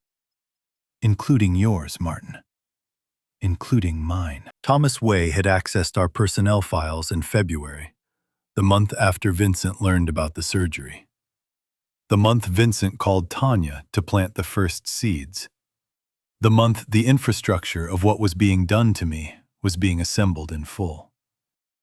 Thomas Way had been inside the firm's most sensitive records, providing Vincent with whatever information he needed about the people who might resist. He knew who to worry about, I said. Among the staff. Among the board. And who he didn't need to, Ray said. I stood and walked to the window. West Randolph Street below was in the full noise of a late afternoon delivery vehicles and office workers, and the ordinary friction of a city going about its business. I thought about the board meeting, about Patricia Norris and David Chen and Anita Swanson, who had voted against the suspension, who had asked real questions and received my answers with genuine attention. 3 people on a 7-member board who had not been bought or placed or compromised. 3 out of 7. The vote was close because he didn't have everyone, I said. He had what he needed and no more. 4 votes. He didn't try for 5 because trying for 5 would have meant approaching someone who might have refused and reported it. Which means there are limits to what he was willing to risk, Ray said. And limits are useful. I turned back from the window. Thomas Way, I said, at the board meeting. The way he looked when I was leaving. I know, Ray said. You told me. He's not comfortable with where this is going. No, Ray said. I don't think he is. I looked at the wall of papers. At the wire transfer summary, at the server logs Eleanor had printed, at the 14 email headers, and the Meridian filing records, and the accumulated documentary evidence of something that had been built over months with a patience that was in its way extraordinary. And I thought about what Ray had said in the diner, that visible problems rarely work alone, and about what it meant that one of the people who had worked alongside the visible problem was already looking for a way out. If Thomas Way is afraid, I said slowly, and if what he's afraid of is getting further in than he can get out of, then fear is a door, Ray said. But walking through it means you have to do something that doesn't come naturally to you, Martin. I waited. You have to let Vincent believe he's already won, Ray said. You have to give him enough confidence that he moves toward the finish, and you have to make Thomas Way frightened enough that he'll take an exit when one is offered. He looked at me steadily. Which means for a period of time, you need to appear to be exactly what Vincent has been telling everyone you are. The room was quiet. Outside, the city kept moving. How long? I asked. 2 weeks, Ray said. Maybe less if Thomas Way moves faster than I expect. 2 weeks of being the man Vincent had described to Tanya. 2 weeks of letting the narrative run. I looked at Eleanor, who was watching me with the expression of someone who understood exactly what was being asked and had already decided she would not tell me it was a bad idea because she also understood it was the only one that would work. All right, I said. Tell me what it looks like. I stood in front of the bathroom mirror at 5 in the morning and practiced losing my mind. This is not a thing that comes naturally to a man who has spent 63 years cultivating the opposite. I had built a career on precision, on the ability to walk into a room full of people with competing interests and communicate through every available signal that I knew exactly where I was and what I was doing and why it mattered. The confidence was not performance. It was the accumulated product of 35 years of being right often enough to trust my own judgment and of being wrong often enough to know the difference. What Ray was asking me to do was to take that and run it in reverse. I let my shoulders drop first. Not all the way, just enough to change the geometry of how I held myself. The slight forward curve that suggested a man carrying weight he was no longer certain he could manage. Then the eyes. This was harder. I looked at my reflection and tried to find the unfocused quality I had seen in men at certain points in their lives. The look of someone whose attention keeps sliding off the surface of things. I could approximate it by looking slightly past my own reflection, rather than at it. At the wall behind the mirror, at something that wasn't there. Then the hands. I let the right one develop a fine tremor, the kind that appears not as shaking, but as a continuous, subtle uncertainty. A hand that is not quite sure where it is going before it gets there. I stood there in the early morning with the bathroom light on and the rest of the apartment dark. And I looked at the man in the mirror, and I thought about my father, who had died at 71 from a stroke that took him slowly enough for everyone to watch. And I thought about what it had actually looked like, the way he had sat in conversations slightly behind the pace of them. The way he had held his coffee cup with both hands near the end, not because he needed to, but because he had forgotten he didn't. I was not becoming my father. I was borrowing the memory of him for 2 weeks, and then I was going to give it back. I drove to the office. The floor was quiet when I arrived at 8:30, which was later than my usual time and earlier than Vincent's. I moved through the space with the careful deliberateness I had practiced in the mirror, not exaggerated, nothing that would read as theatrical. Just the walk of a man who was no longer entirely certain of his footing in a building he had occupied for 11 years. I stopped at the coffee station and poured a cup and held it in both hands for a moment longer than necessary. Renata, Vincent's assistant, looked up from her desk. She was 29, efficient, loyal to whoever was signing her paychecks. She said good morning with the particular careful courtesy that people develop around situations they have been told are delicate. Good morning, I said. I let my gaze drift slightly past her toward the window as though something outside had caught my attention. Is it going to rain today? I keep thinking I should have brought an umbrella. The sky was entirely clear. I don't think so, Mr. Ashby, she said. It looks like a nice day. Right, I said. I looked back at her as though returning from somewhere. Right, of course. Thank you, Renata. I went to my office. I sat at the walnut desk and opened a folder of drawings and looked at them without reading them. After 20 minutes, Vincent appeared in my doorway. He had the expression I was coming to think of as his professional concern face, the one he had been wearing for 18 years, that I now understood had always been a costume.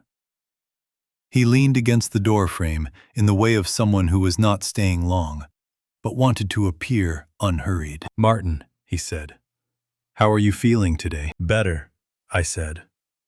I paused a beat too long before the word, the pause of a man who is consulting his interior state and finding the report slightly unclear. I think. The sleep has been I've been having trouble with the sleep. That's common after major surgery, Vincent said. His voice was warm. Your body is still recovering. You shouldn't push yourself. No, I agreed. I looked at the drawings in front of me and then back at him. Vincent the Riverside Project. The acoustic modeling. I was looking at the files and I couldn't find... I stopped. Let the sentence trail into nothing, as though the thought had simply walked away from me. Vincent straightened slightly from the doorframe. The Riverside files are in the secondary archive, he said. I can have Renata pull them for you. Yes, I said. That would be good. I knew that. I shook my head once, slowly. It's been a long morning. He looked at me for 3 seconds. I could not read his expression precisely, but I could feel its quality. The particular attention of a man checking the progress of something he had set in motion and finding that it was going according to plan. Then he said he would have Renata pull the files, and he left. I sat very still for a moment after he was gone, because what I had just done had a cost that I had not fully calculated before I did it. I had used the memory of my father's decline to deceive a man. I had performed the thing I most feared becoming, and it had felt, in a way I was not prepared for, like a small and specific violation of something I had always held intact. I put that away. There would be time to examine it later, when later arrived. Thomas Way came at 2 in the afternoon. He appeared in my doorway without knocking, which was not his usual practice, and he had the look of a man who had rehearsed what he was going to say, and was now uncertain whether the rehearsal had prepared him adequately. He sat in the visitor's chair across from my desk without being invited, which also was not his usual practice. "Martin," he said, "I've been thinking about you, about how you're managing with everything that's been happening." "It's a lot to manage," I said. I kept my voice at the slightly flattened register I had been using all day, the register of a man operating just below his usual capacity. "I wanted to talk to you about something practical," Thomas said. "In the interest of protecting you, the firm, both." He folded his hands on his knee with the care of someone who is aware of what their hands are doing. "Okay.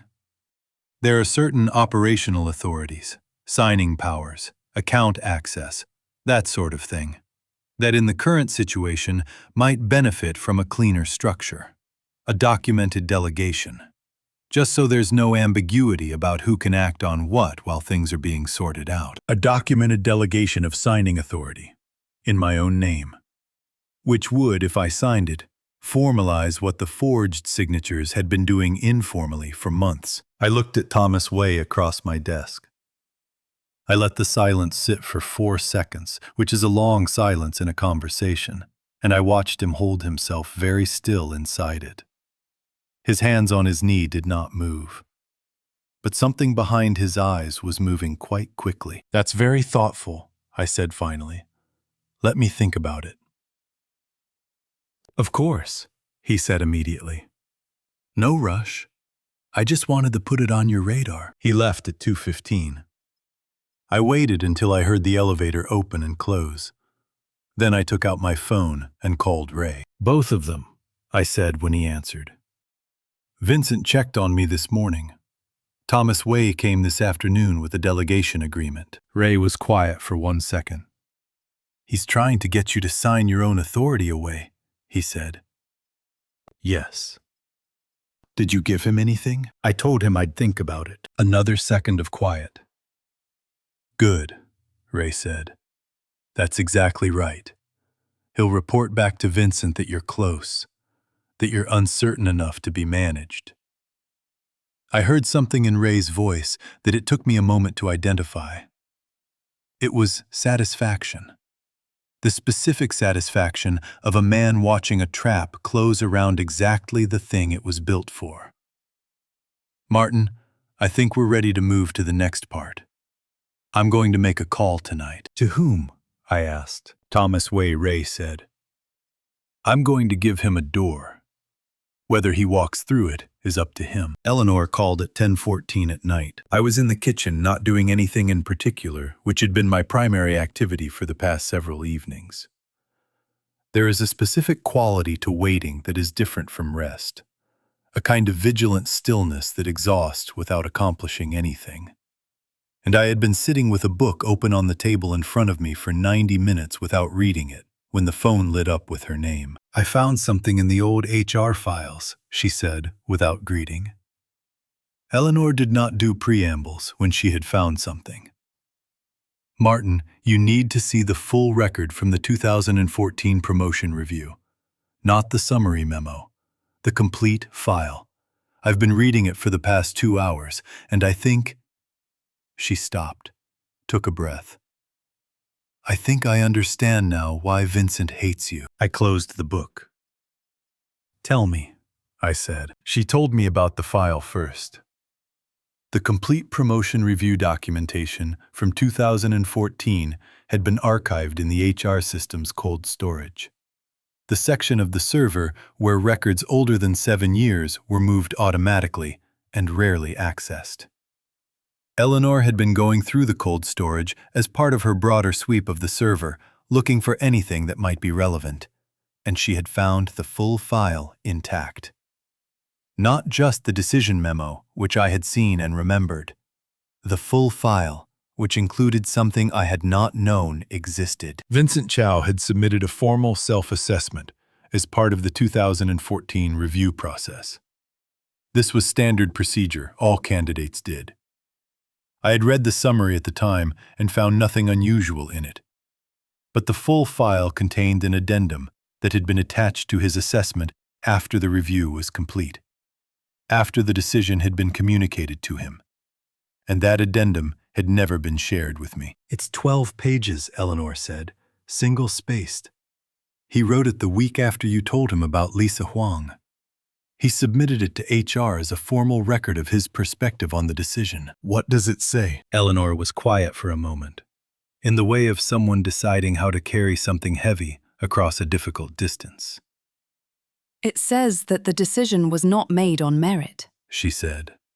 "It says that you had, over the previous 2 years, systematically favored younger designers over him, that you had assigned him to projects that limited his visibility with clients, while giving Lisa Huang access to relationships that allowed her to appear more qualified than she was. It says that the promotion decision was the culmination of a deliberate pattern of professional suppression." She paused. Those are his words. Professional suppression. I sat in the kitchen with the phone against my ear and the book closed in front of me. And I thought about the 2 years before the 2014 review. I thought about the project assignments Vincent had been given during that period. The Lakeview mixed-use development, the suburban school renovation, the corporate headquarters in Schaumburg. Large projects, complex projects, projects that had required his best work and received it. I had assigned them to him because I trusted him with them, because they were the kind of work that builds a career, because I believed in his ability to handle them. I had not assigned them to limit him. I had assigned them because they were good. "Eleanor," I said. "Did he believe what he wrote?" Another pause. Longer this time. "There's more," she said. "In the secondary server archive, the one from the old system we migrated off in 2019, I found a cache of personal documents that weren't cleaned up properly during the migration. Some of them belonged to Vincent, mostly drafts of professional correspondence, old project notes. But there's a document that appears to be a personal journal, or parts of one. 37 entries over 4 years, from 2014 to 2018. I did not say anything. "I'm going to read you a section," Eleanor said, "from the entry dated the week after the promotion decision." He wrote, "I heard paper, or the sound of a finger scrolling. Then her voice, reading someone else's words in her own flat, careful tone. Today, Martin told me it would be Lisa. He explained his reasoning for 40 minutes, which is how long it takes Martin Ashby to say something he knows is wrong but will not admit. He spoke about the requirements of the specific role, about Lisa's particular strengths, about timing and fit and organizational needs. He said, "My time would come."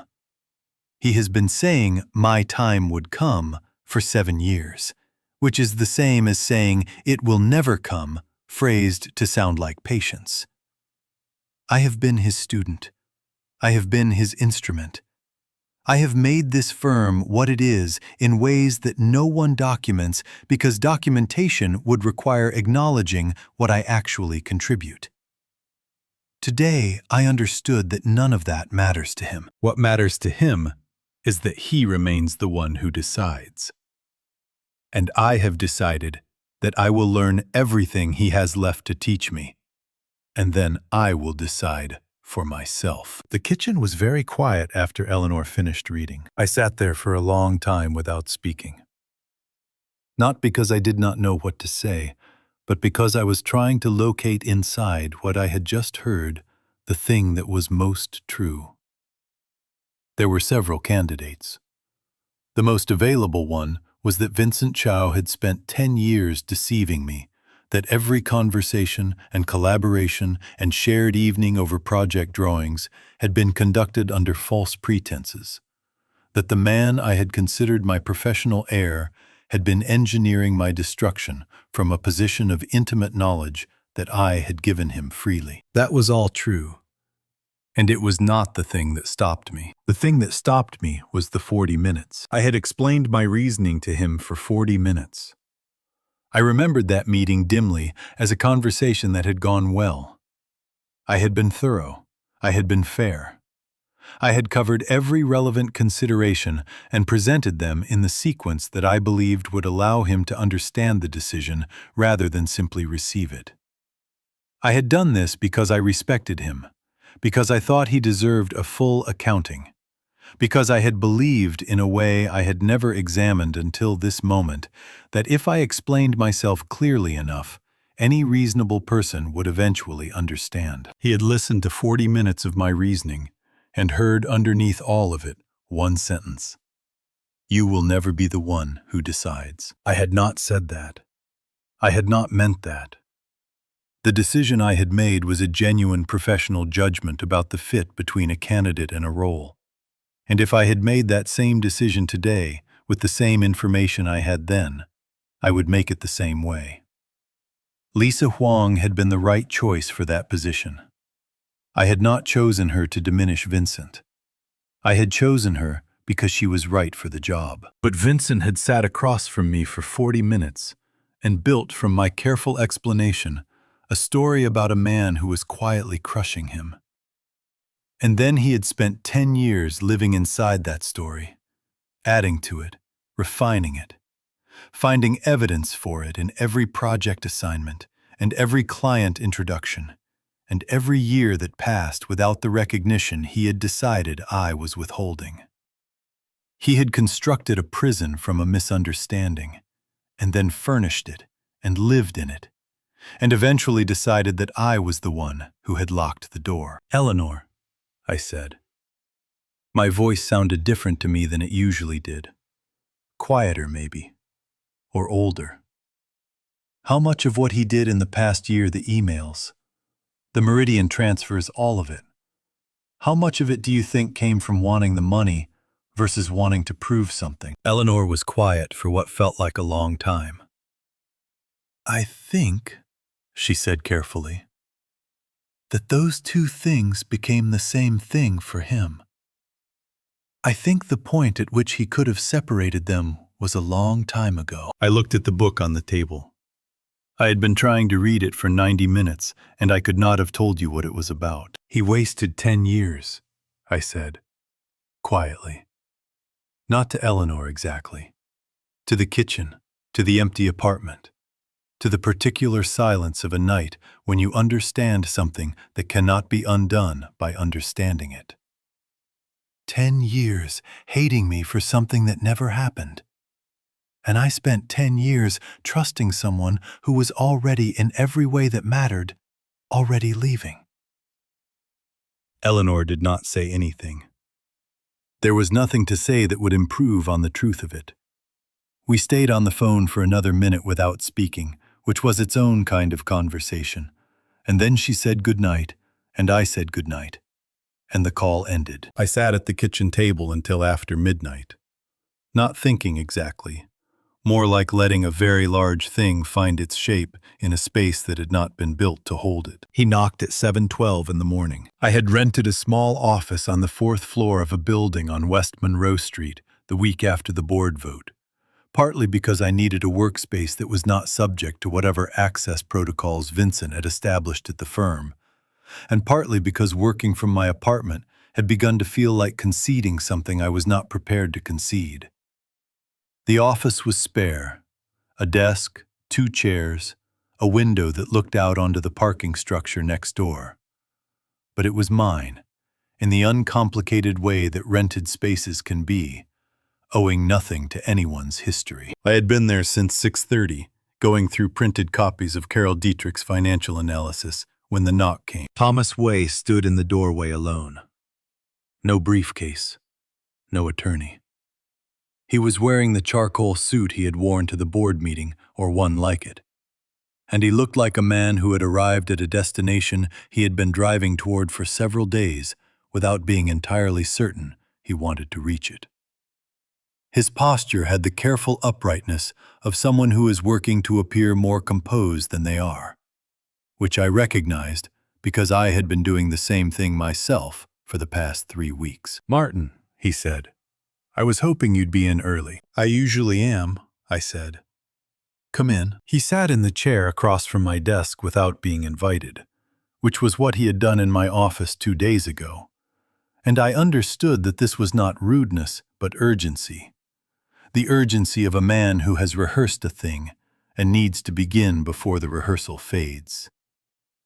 I folded my hands on the desk and waited, and gave him the silence he needed to start. "I want to tell you something," he said. "And I want to tell you before I talk to anyone else, because I think—" He stopped, reorganized. "I think the order in which I tell people is going to matter a great deal, and I've decided that you should be first." "All right," I said. He told me. He had been approached by Vincent 14 months ago, not 11. As the Shell Company Incorporation date had suggested, but 14, at a dinner at a restaurant in the West Loop that Vincent had framed as a casual getting-to-know-you evening between a board member and the firm's senior partner. The dinner had been pleasant. Vincent had been attentive and flattering, and had asked thoughtful questions about Thomas Way's background and interests.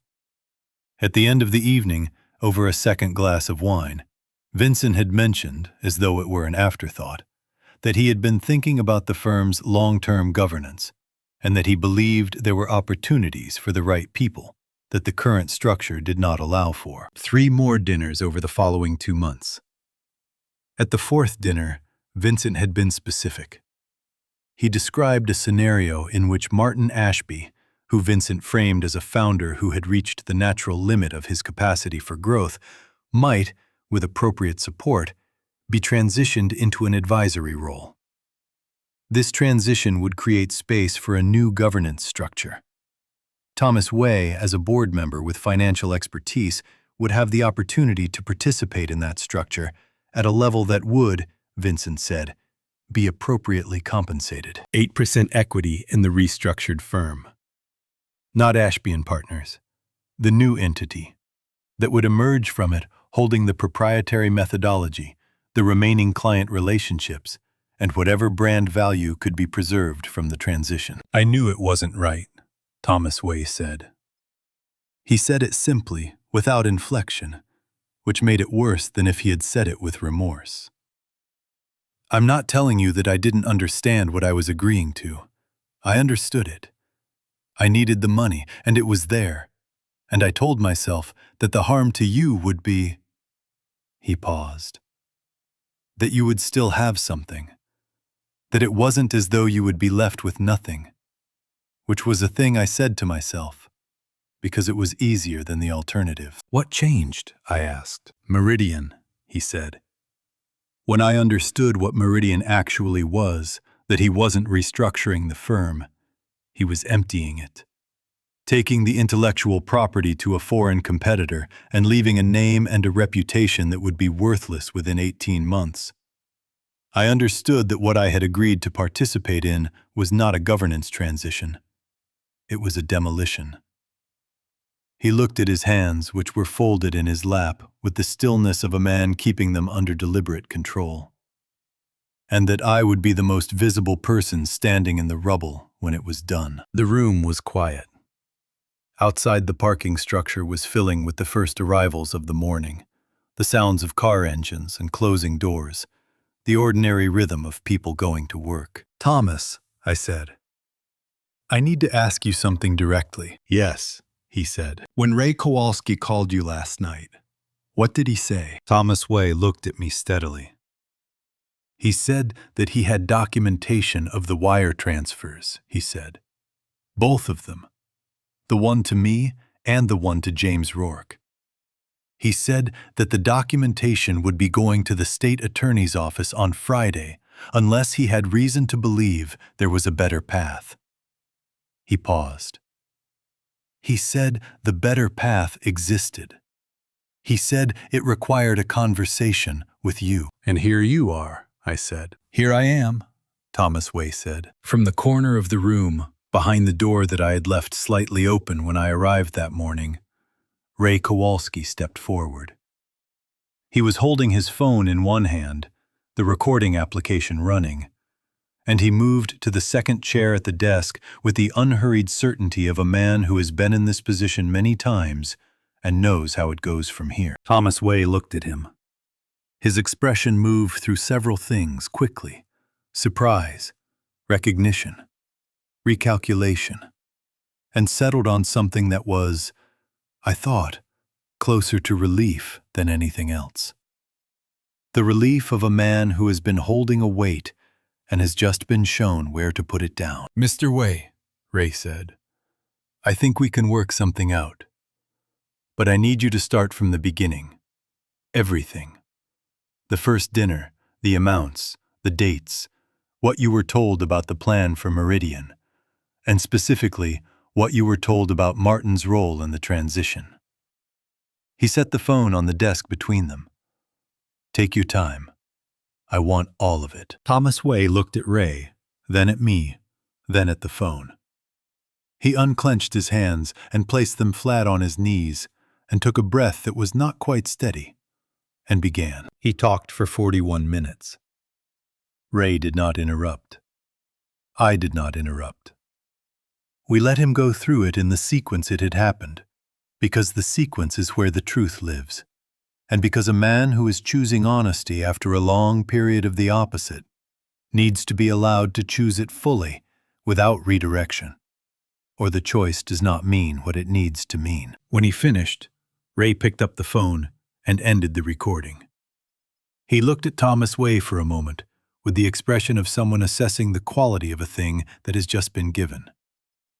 Then he nodded once. "Thank you," Ray said. He took a business card from his jacket and set it on the desk.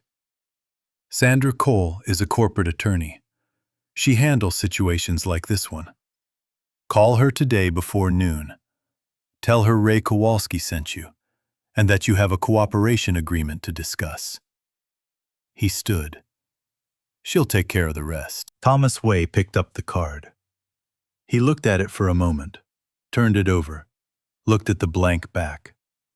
Then he put it in his jacket pocket and stood and looked at me with the expression I had last seen on his face at the board meeting, the expression of a man looking for a door. "Martin," he said, "I'm sorry. I thought about 41 minutes of testimony, about the shell company, about the 8%, about the dinner at the West Loop restaurant, where a pleasant evening had been the beginning of something that had cost me a great deal. I thought about what Thomas Way had said, about telling himself the harm would be limited, that I would still have something, the specific grammar of self-deception that allows people to do what they know they should not. "I know you are," I said. He left at 8:31. Ray called Sandra Cole immediately from the desk phone standing in the spare office with the parking structure outside the window, and the morning fully arrived around us. "We're ready to move," Ray said into the phone. "Set the date, August 2nd. I arrived at the building at 8:31 on a Friday morning and took the elevator to the 23rd floor for the first time since the board vote. The conference room looked the same as it always had. Pale ash table chairs that cost more than they needed, to the view of the lake that on clear days could make you forget whatever had brought you there. August 2nd was a clear day. The water was flat and bright and very blue, the kind of blue that Chicago produces in early August before the heat and humidity conspire to flatten everything into a gray haze. I stood at the window for a moment and looked at it, and thought about the morning 35 years ago when I had stood on a sidewalk in Wicker Park with a key in my hand and understood that I had either made the best decision of my life or the worst one. I had been right, it turned out. It had been the best one. Someone had spent the last year trying to make it the worst one instead, and they had come very close. And in 2 hours or so, I was going to find out whether close was as far as they got. Ray arrived at 8:45 with a leather bag over one shoulder and the expression he wore when he had done everything he could do and was now waiting to see if it was enough. Eleanor came in behind him, quiet and precise, and set her laptop on the far end of the table, without being asked to, and opened it to the document she had prepared, the full evidentiary summary that Sandra Cole had reviewed and organized into its most legally coherent sequence. Daniel came at 9.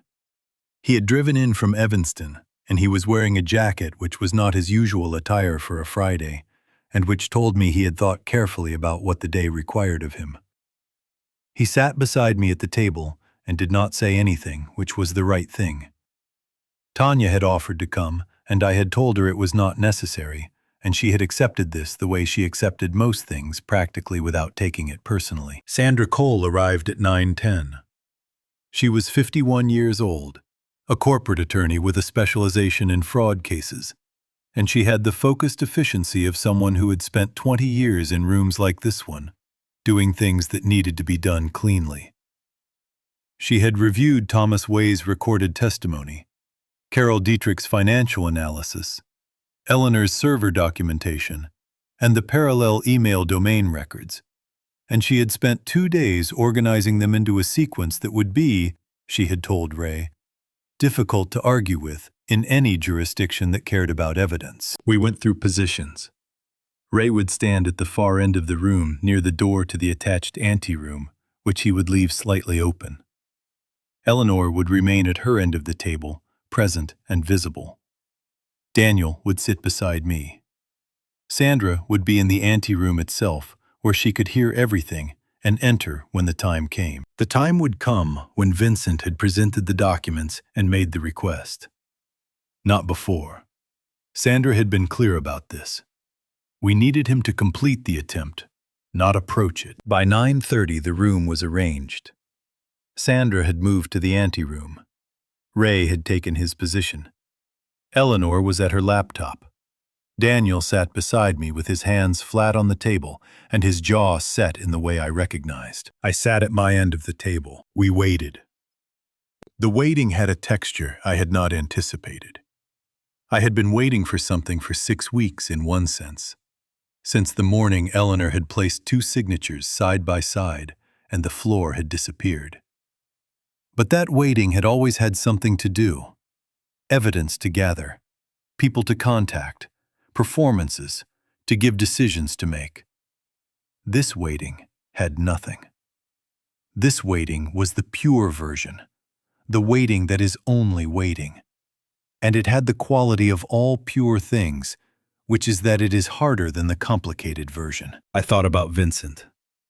Not the version of him I had been building since the board meeting, the careful architecture of betrayal and calculation. The earlier version. The 27-year-old with the Berkeley portfolio in the community center drawings. The one who had understood instinctively that a building is an argument about how people deserve to live. That person had existed, I was certain of it.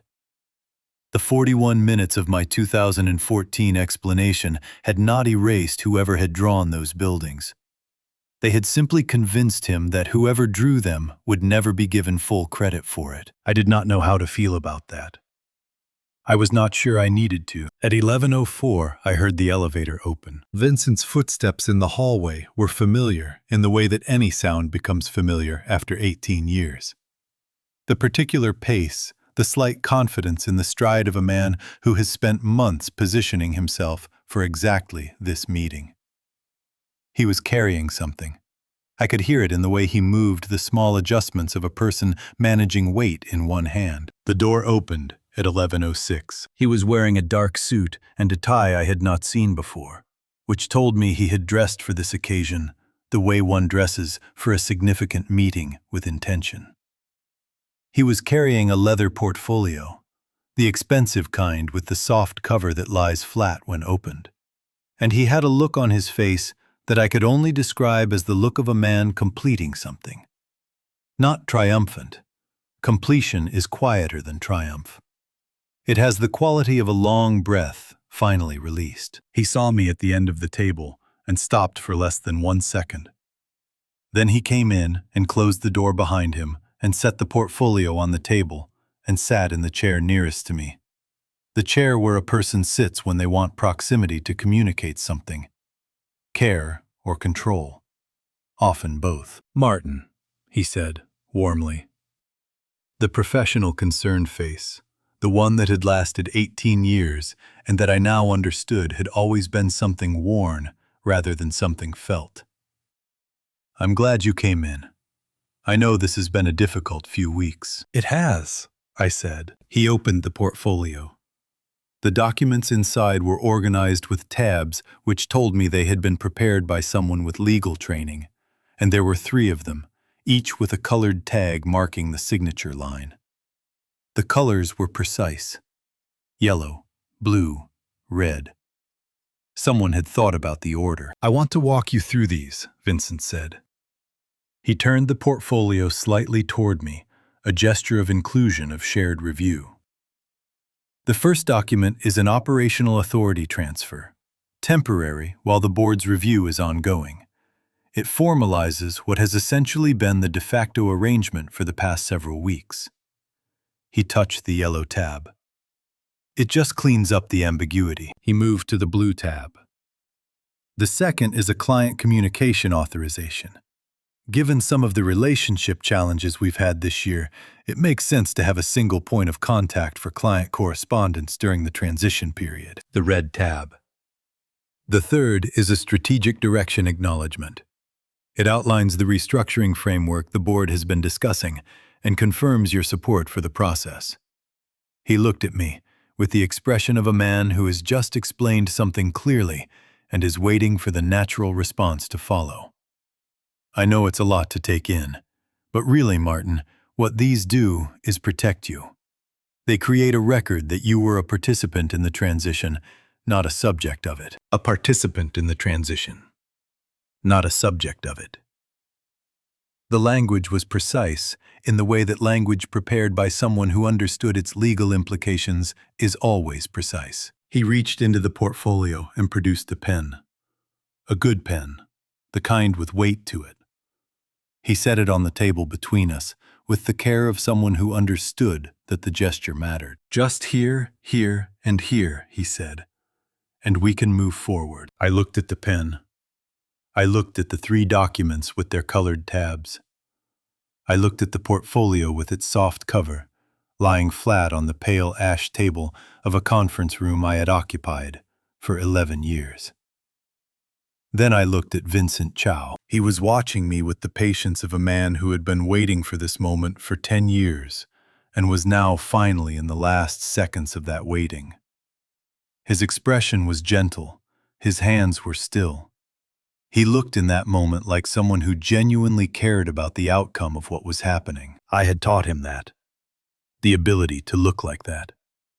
I had spent 18 years showing him how to sit across from someone and make them feel that their interests were being served. I opened my eyes and looked at him, completely the way you look at someone when you have decided there is nothing left to hide. You always called me Dad, I said. My voice was clear, steady in the way it had been steady in client meetings and boardrooms and site visits in the rain for 35 years. The steadiness that comes not from the absence of feeling, but from knowing that feeling and function are not the same thing. Every time we had lunch, every time you stopped in my office, Dad, I never asked you to do that. Vincent's hands, which had been still on the table, went very quiet in a different way. Martin, he began, I never asked you to call me that, I said, because I never thought I needed to. I thought you understood the difference between a thing offered and a thing taken. I looked at the documents between us. You've been signing my name for 6 months, Vincent. To clients, to the board, to my family. You've been wearing my name like it belonged to you. I paused. How many times did you practice my signature before it was good enough? The color had left his face in a way that was gradual and then sudden, the way water drains. I don't know what he started. The loop on the lowercase h, I said. You pressed too hard on the downstrokes.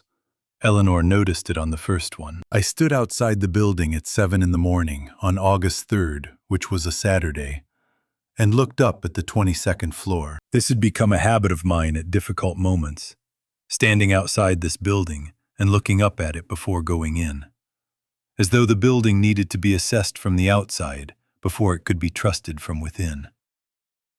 I had done it the morning after Eleanor showed me the 2 signatures. I had done it on the day of the board meeting. I was doing it now, the morning after Vincent Chao had been walked out of a conference room on the 23rd floor by 2 officers of the Cook County Sheriff's Department. And the building looked exactly as it always had, which was either reassuring or unsettling, depending on what you thought buildings owed you. I went in. Gerald was at the security desk, which surprised me slightly since it was a Saturday and his usual shift ended Friday evenings. He looked up when I came through the revolving door and nodded with the particular courtesy of a man who has been following events from the periphery and has decided that his role is to be steady while other things are not. Mr. Ashby, he said. Gerald, I said. You don't usually work Saturdays. I heard you might be coming in, he said simply, and went back to his desk. I took the elevator to 22 and sat at the walnut desk in my office and watched the lake change color as the morning arrived. By 9 o'clock, Eleanor had called to say that Sandra Cole had filed the civil action paperwork and that the state's attorney's office had confirmed the criminal charges would be formally presented the following week. By 10, Daniel had texted to say that Tanya sent her love and that he would come by the office Monday if that worked. It worked. The legal process took 4 months. I will not make you sit through every procedural motion and scheduling delay and evidentiary hearing, because the law moves with a thoroughness that is admirable in principle and exhausting in practice. And because the facts of the matter, once they were fully before the court, were not particularly susceptible to argument. Vincent's attorney was competent and thorough, and managed to delay the preliminary hearing by 6 weeks through a series of motions that were technically sound and substantively futile. And then the hearing happened, and the evidence was what it was. The Meridian Architectural Group in Shanghai ceased filing patent applications within 3 weeks of the criminal charges being made public. The proprietary methodologies that had been transferred remained in their possession, and the process of establishing legal remedy for that would take considerably longer than the criminal case. Sandra Cole had been clear about this, and I had accepted it. The way you accept the parts of an outcome that are not what you wanted, but are what the situation can produce. James Rourke resigned from the board the week after the arrest and retained his own attorney. He ultimately cooperated with the prosecution in exchange for a reduced charge, a decision that his attorney had apparently advised him to make within 48 hours of Vincent's arrest, which suggested that James Rourke had been waiting for an exit for some time. Thomas Way had already exited with Sandra Cole's assistance through the cooperation agreement Ray had arranged. He resigned from the board, returned the $40,000, and gave a full deposition that added considerable texture to the prosecution's understanding of the timeline. He sent me a formal letter of apology that was 3 pages long, and that I read once and then put in a drawer. The sentencing hearing was in December. I had been asked whether I wanted to submit a victim impact statement, and I had said yes, because I believed it mattered to say something, and because I had learned in the months since August that the things you do not say have a way of remaining unsaid in ways that complicate everything that comes after. I stood at the podium in courtroom 14 of the Daly Center on a Thursday morning in December, with the early winter light coming through the tall windows, and a Christmas wreath on the door that someone had put there as a gesture toward the season. And I looked at the paper I had prepared, and then I looked at Vincent, who was sitting at the defense table, in a dark suit that was not the suit he had worn on August 2nd. And I said what I had come to say. 18 years, I read. That is the amount of time I spent building something with the person sitting at that table. Not for him, not despite him, but alongside him, in the way that work done honestly and well creates something neither person could have made alone. What was taken from me was not only the client relationships, not only the proprietary methodologies, not only the months of uncertainty and the legal costs and the professional damage that will take years to fully assess. I looked up from the paper. What was taken was the meaning I had assigned to 18 years of work. When you discover that someone has been studying your handwriting for long enough to reproduce it convincingly, you understand that they were not learning from you. They were learning how to replace you. And every memory of teaching them becomes something different. I folded the paper. I am 63 years old, I said. I have enough years remaining to build something again. Not everyone in this situation does. That is what I want the court to understand about the cost of what was done. I sat down. Daniel was in the gallery behind me. He put his hand briefly on my shoulder as I settled into my seat. The same gesture he had made in the conference room in August, and it meant the same thing it had meant then. Vincent received a sentence of 4 years in the Illinois Department of Corrections, with eligibility for release after 28 months, plus restitution ordered to Ashby Partners in the amount of $2.3 million, covering documented client losses, legal costs, and a portion of the estimated value of the transferred intellectual property. His license to practice architecture in Illinois was revoked, pending the outcome of the state licensing board's review, which Sandra Cole expected to result in permanent revocation. After the sentencing, I walked out of the Daly Center into the December cold and stood on the plaza for a moment with Daniel beside me. The Christmas lights on the surrounding buildings were blinking in the gray afternoon light, festive and slightly absurd, as they always are when placed next to something serious. "Lunch," Daniel said. "Yes," I said. We walked south toward the river, without discussing where we were going, because there are moments when the destination matters less than the company. And this was one of them. 3 days later, on a Monday morning, I called Eleanor into my office and slid a project folder across the walnut desk to her. The folder contained the preliminary drawings and client correspondence for a community arts center in the Pilsen neighborhood, a project that had been in the firm's pipeline for 8 months and that had survived the disruptions of the summer because the client, a woman named Rosa Gutierrez, who ran a neighborhood arts organization, had decided to wait for Ashby Partners specifically and would not be redirected. "I'd like you to lead this one," I said. Eleanor looked at the folder. Then she looked at me with the expression she used when she was deciding whether to say something she had already decided to say. "Are you sure?" 28 years, I said. "You've been ready for longer than either of us has admitted." She picked up the folder with both hands, the way you pick up something you intend to take care of. "I'll need full design authority," she said. "You'll have it," I said. She stood the folder in her hands, and for a moment, She looked at me with something that was not quite gratitude and not quite relief, but was in the vicinity of both.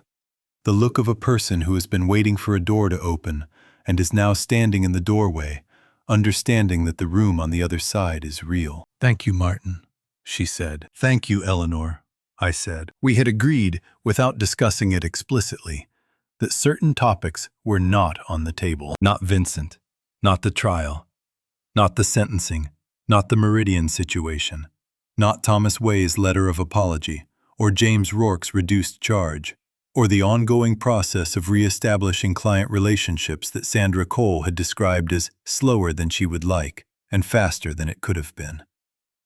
All of that existed, and all of it would require continued attention in the months ahead. But it was not what this evening was for. Ray had called on a Tuesday in mid-December and said he was in the neighborhood if I wanted coffee. This was how he had been initiating our dinners for 30 years, the studied casualness of a man who understood that direct invitations create a kind of pressure that casual ones do not, and that some of the most important conversations happen in spaces where nobody has formally declared them important. We met at the place on Kedzie Avenue at 6:30. The bad coffee was as bad as it had always been. The vinyl seats had acquired a new strip of electrical tape on the far side of the booth since August, which suggested that the owner, Pete, maintained things when they needed maintaining, and not before. A philosophy I had come to find more sensible than I once had. Ray was already in the back booth. Newspaper, coffee, the same configuration he had occupied the first time I sat across from him in this place 30 years ago, when we had both been younger men, with more certainty and less information, and the general conviction that the world was navigable if you paid close enough attention. I sat down. Pete brought a second cup without being asked. The December cold had followed me in from outside and was slow to leave. "How's the hip?" Ray asked. "It's a hip," I said. "It does what hips do." "Better than before." "Considerably." He nodded and drank his coffee and looked at the table for a moment with the expression of a man who has something on his mind that he has decided to approach from a particular direction. I recognized the expression because I had seen it in this booth before, and because Ray Kowalski had never in 30 years of knowing me said an important thing without first deciding how he was going to say it. "When I retired from the department," he said, "I had a lieutenant who asked me what I was going to do with myself. I told him I was going to do private work, keep busy. He said, 'Ray, the work is fine, but what are you going to do with the part that doesn't go away when the case is closed?'" He turned his coffee cup slowly on the table. I didn't understand what he meant for about 5 years. Then I did. I waited. "The part that doesn't go away," Ray said, "is the people. Not the perpetrators, not the victims in the abstract. The specific people, with their specific faces. The ones you helped, and the ones you couldn't, and the ones you sat across from in rooms at 10 o'clock at night, when they needed someone to tell them they were not imagining what was happening to them." He looked at me steadily across the table. The fluorescent light in the back booth had always been slightly cooler than the rest of the place. The kind of light that makes everything look the way it actually is, which is not always what the warmer light shows you. "I have been doing this work for 18 years, Ray said. "After the department. 18 years of private cases, and I have sat across from a lot of people who needed help with things that mattered. But I want to tell you something, Martin, because I think you should hear it from me directly, and because this is probably the last time I will say it in so many words." I held my coffee cup and waited. "You were the most difficult client I have ever worked with," he said, "because you kept trying to do it yourself. You kept trying to be the investigator and the subject simultaneously, which is the equivalent of trying to be both the architect and the building. And it almost cost you everything. Twice." He paused. "And you were also the most clear-headed person I have ever worked with in a situation that was designed specifically to make you doubt your own clarity. You counted things. You documented things. You held on to the sequence of events when the sequence was the only thing you had." He set down his coffee cup. That matters. I want you to know that it mattered. I thought about counting days and emails and the precise angle of pressure on a forged downstroke. I thought about standing in a parking garage at 6 in the morning, unable to go in, and going in anyway. You didn't have to do this, Ray, I said. The work you put in, the time. I haven't begun to calculate what I owe you, and I'm fairly certain the number is going to be uncomfortable for both of us. Ray waved his hand once, a gesture he used to indicate that a topic had been addressed to its limit. We've known each other for 30 years, he said. In that time you have done 2 things for me that I have not forgotten and will not forget. You know what they are. I'm not going to list them because listing them would make them transactional, and they were not transactional. I did know what they were. There had been a situation in 2003 involving Ray's daughter and a custody proceeding that had required a character reference from someone the court would find credible. And there had been a different situation in 2011 involving Ray himself and a medical bill that had arrived at a time when his private practice was not yet self-sustaining. And I had addressed both situations without being asked and without making them into events, which was the only way to address situations like that in my experience. Quietly, and without expecting it to be noted. The work you do, I said. The private cases. The investigations. When you take something like this, something that costs you months, what do you tell yourself it's for? Ray considered the question with the seriousness it deserved. Outside on Kedzie Avenue, the December traffic moved steadily past the window headlights, making brief golden shapes on the wall of the booth before they swept away. I tell myself it's for the 30 years, he said finally. Not for any one case. For the accumulated weight of knowing someone across time, across the different versions of who they've been, and showing up when the version that's in front of you needs someone who remembers all the others. He picked up his coffee cup again. That's what I do it for. The continuity. The fact that there is someone who has known you long enough to remember who you were when you were unsure, and can hold that memory for you when the present is too loud to hear it. The booth was quiet. Pete moved behind the counter, doing whatever Pete did at 6:30 on a Tuesday evening in December. And the coffee was still bad, and the vinyl seat had its electrical tape. And outside, the city went about its December business, entirely indifferent to what was being said in the back booth of a place on Kedzie Avenue. I'm going to sign a new lease in January, I said. Better location, larger floor plate. I've been talking to Rosa Gutierrez about a second project in Pilsen, a residential component to go with the art center Eleanor is leading. Good, Ray said. Daniel and Tanya are expecting a child in March. Ray looked up from his coffee. His face did the thing it does when he is pleased about something and is not going to make a production of it. Well, he said. Well, I agreed. We drank our coffee in the comfortable silence that is the specific product of 30 years of knowing someone. The silence that does not require filling, because it is not empty. It is the silence of 2 people who have said the important things and are now simply present in the same room, which is its own form of communication and requires no translation. When the check came, Ray reached for it. I let him because we had been trading rounds since 1994, and it was his turn. And some things are maintained not because they are significant, but because their maintenance is what makes them significant. We stood outside on the sidewalk in the December cold. The streetlight on the corner was making a small circle of orange light in the darkness, and our breath was visible in the air. And the city around us was doing what cities do in December, which is to put lights on everything and keep moving. Ray put his hand out. I shook it and held it for a moment, the grip of 2 men in their 60s who have been through something together and come out the other side of it, and know that the other side is a real place. Then we walked in opposite directions, because that is what parallel lives do.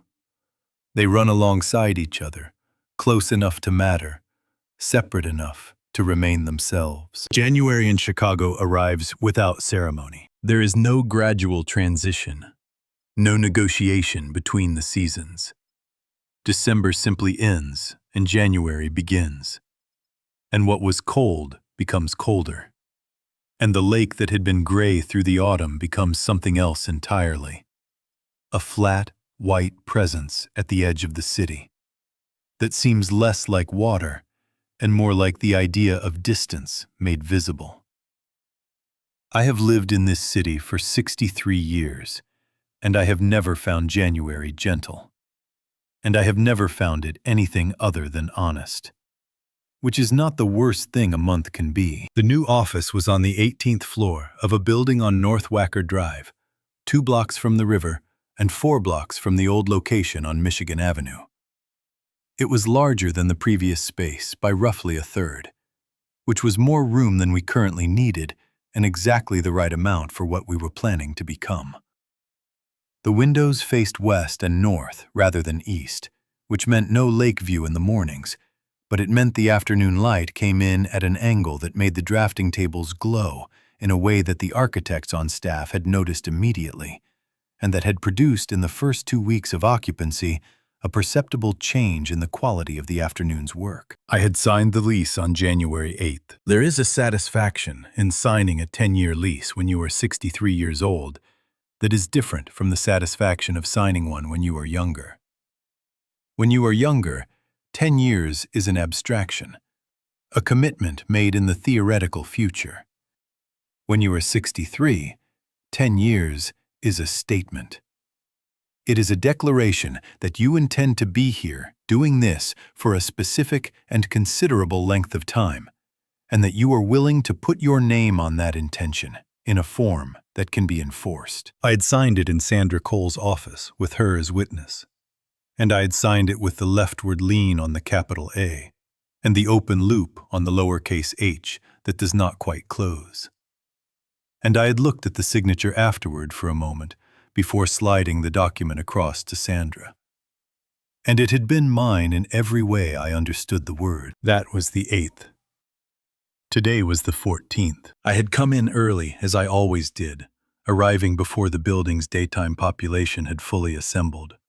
When the lobby was still quiet, and Gerald, who had, to my considerable satisfaction, agreed to transfer to the new location, was at his desk with his morning coffee and his settled demeanor, and the understanding that some things continued regardless of what else changed. The office was empty at this hour except for me. Eleanor would arrive at 8:15, as she had done for 28 years, reliable in her timing, in the way that reliable people are not, because they cannot imagine being late, but because they have decided that punctuality is a form of respect, and they intend to keep respecting the people they work with. The architects would filter in between 8:30 and 9. The particular arrival pattern of people who are creative by nature and have made their peace with the fact that creativity does not always begin at 8 sharp, but must, in a professional context, at least be present by 9. I sat at the walnut desk. It had made the move without incident. 35 years of scratches, and the accumulated testimony of 300 square feet in Wicker Park and 4 subsequent addresses, and it sat in this new space on the 18th floor with the same solidity it had always had. Unmoved by the change of address, indifferent to the view, simply present in the way that things made well and used honestly tend to be present. I had considered during the months of difficulty whether to replace it.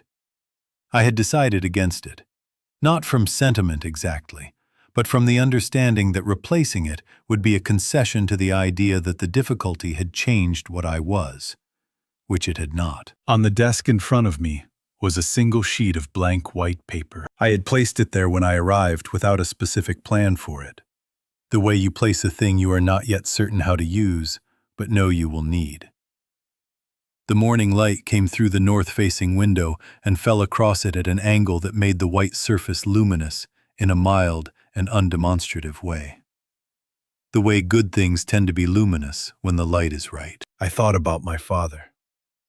He had been a machinist for 40 years, a man who worked with his hands in ways that left permanent records on those hands. The particular calluses and small scars of someone who had spent a working life in close proximity to metal and tolerances and the requirement of precision. He had told me about the signature when I was 19, standing in the leasing office of my first apartment with a pen in my hand and a nervousness I was trying not to show. A man's signature is his word made permanent, he had said. Every time you sign your name, you are saying, I was here, I meant this, I will be held to it. Sign it like you mean all three. I had signed my name to thousands of documents in the 44 years since. Contracts and drawings and letters and leases. The accumulated paperwork of a life in business, conducted with the intention, not always achieved, but always present, of meaning what I signed. I had signed my name to the lease on the Wicker Park office in February of 1989, with the conviction that this was the beginning of something. I had signed my name to Carol Ashby's hospital admission forms in 2001, with the understanding that some documents mark the beginning of an ending.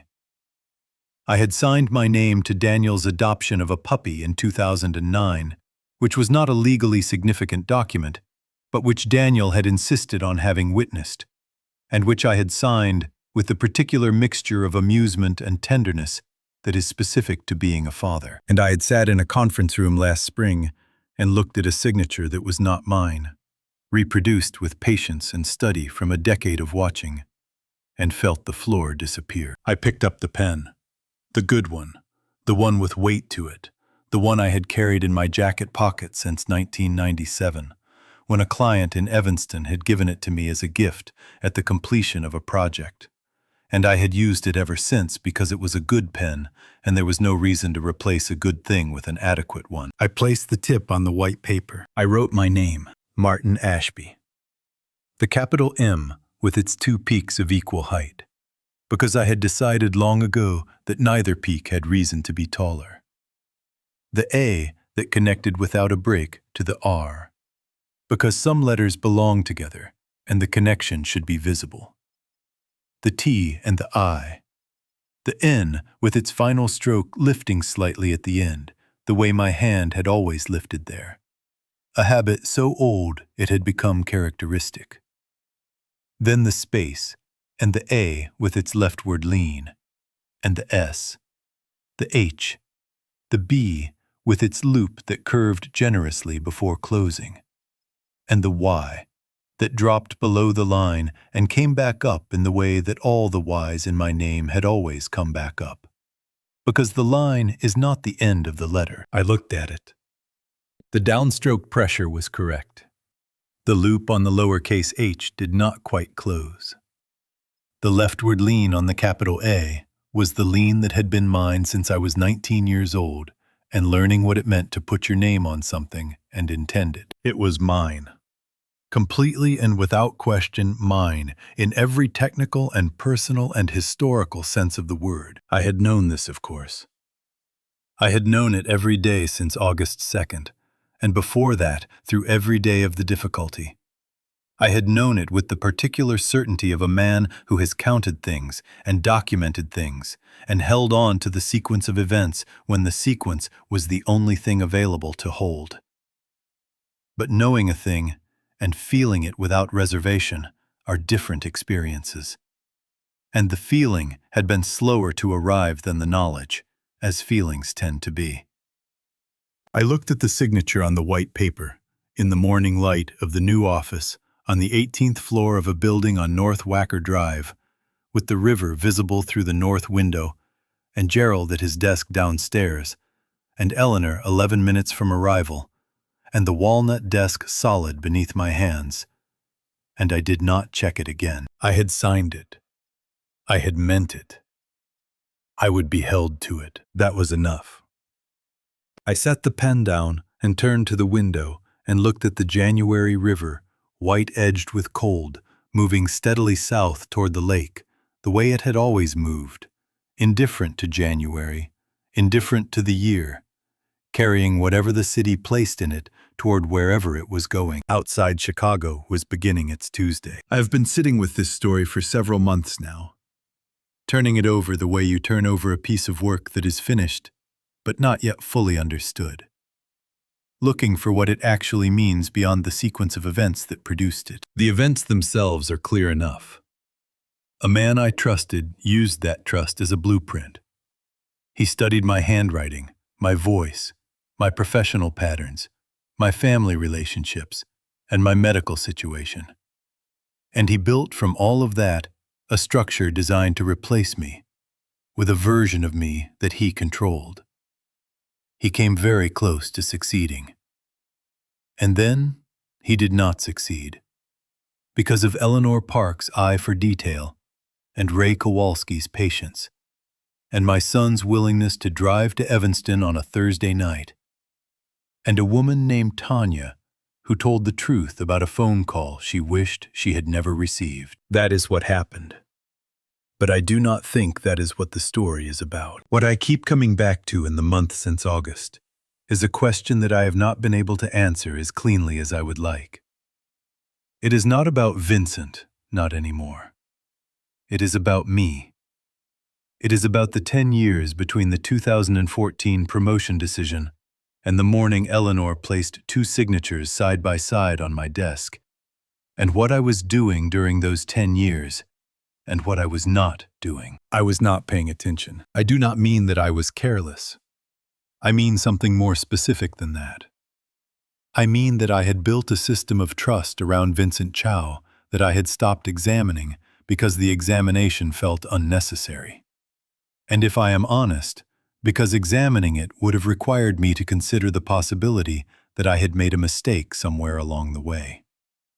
And I did not want to consider that, because I am a man who prefers, when possible, to have been right. There is a version of trust that is a choice you make every day, actively, with full awareness of the risk it carries. And there is a version of trust that is a habit, a comfortable assumption, a thing you stop choosing because you have chosen it so many times that the choosing has become invisible. The first version is honest. The second version is something else, something closer to the faith that certain things will remain the way they have always been, which is not faith in a person, so much as faith in your own past judgment. I had the second kind. I am not telling you this to suggest that you should trust no one.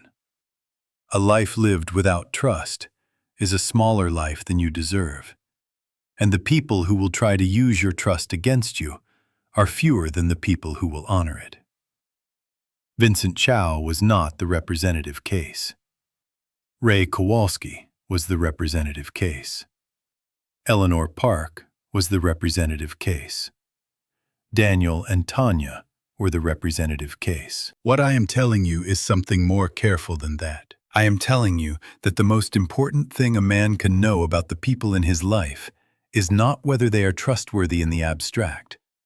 Most people are trustworthy in the abstract.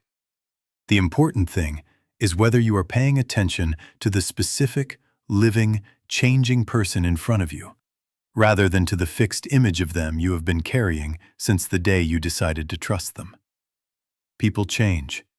Circumstances change. The person who was worthy of your trust 5 years ago may have changed in ways you would have noticed if you had been looking. And the person who seems untrustworthy today may be someone you have misread because you stopped looking carefully enough. Vincent Chao wrote 12 pages about the 2014 promotion decision and put them in an HR file that no one read for 10 years. He told anyone who would listen, in the specific and private language of his own journal, that he felt wronged and suppressed and unacknowledged. He said these things into a record that existed in the same building where I worked every day for 10 years, and I did not know they were there, and no one told me, and I did not ask. I do not know what would have happened if I had read those pages in 2014. I do not know if a conversation would have changed what came after, or whether what came after was already decided, already built into something that would have found its expression regardless. I know only that the conversation did not happen, and that the silence where it should have been gave room to something that grew in that silence over a decade. Pay attention to the silences.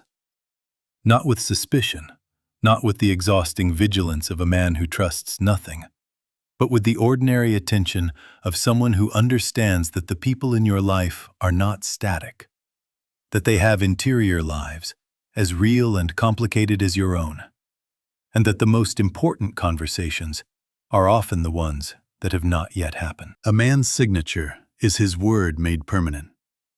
My father told me that at 19. What I understand now at 63 is the other side of it. Other people's silences are their words withheld, and the words withheld are sometimes the most important ones. If this story has found you at a moment when you are dealing with something similar, when someone you trusted has used that trust against you, I want to say something that I needed to hear and did not hear soon enough. You are not foolish for having trusted them. The capacity for trust is not a vulnerability. It is the precondition for every meaningful thing in a human life. For work done well with other people. For children raised with security.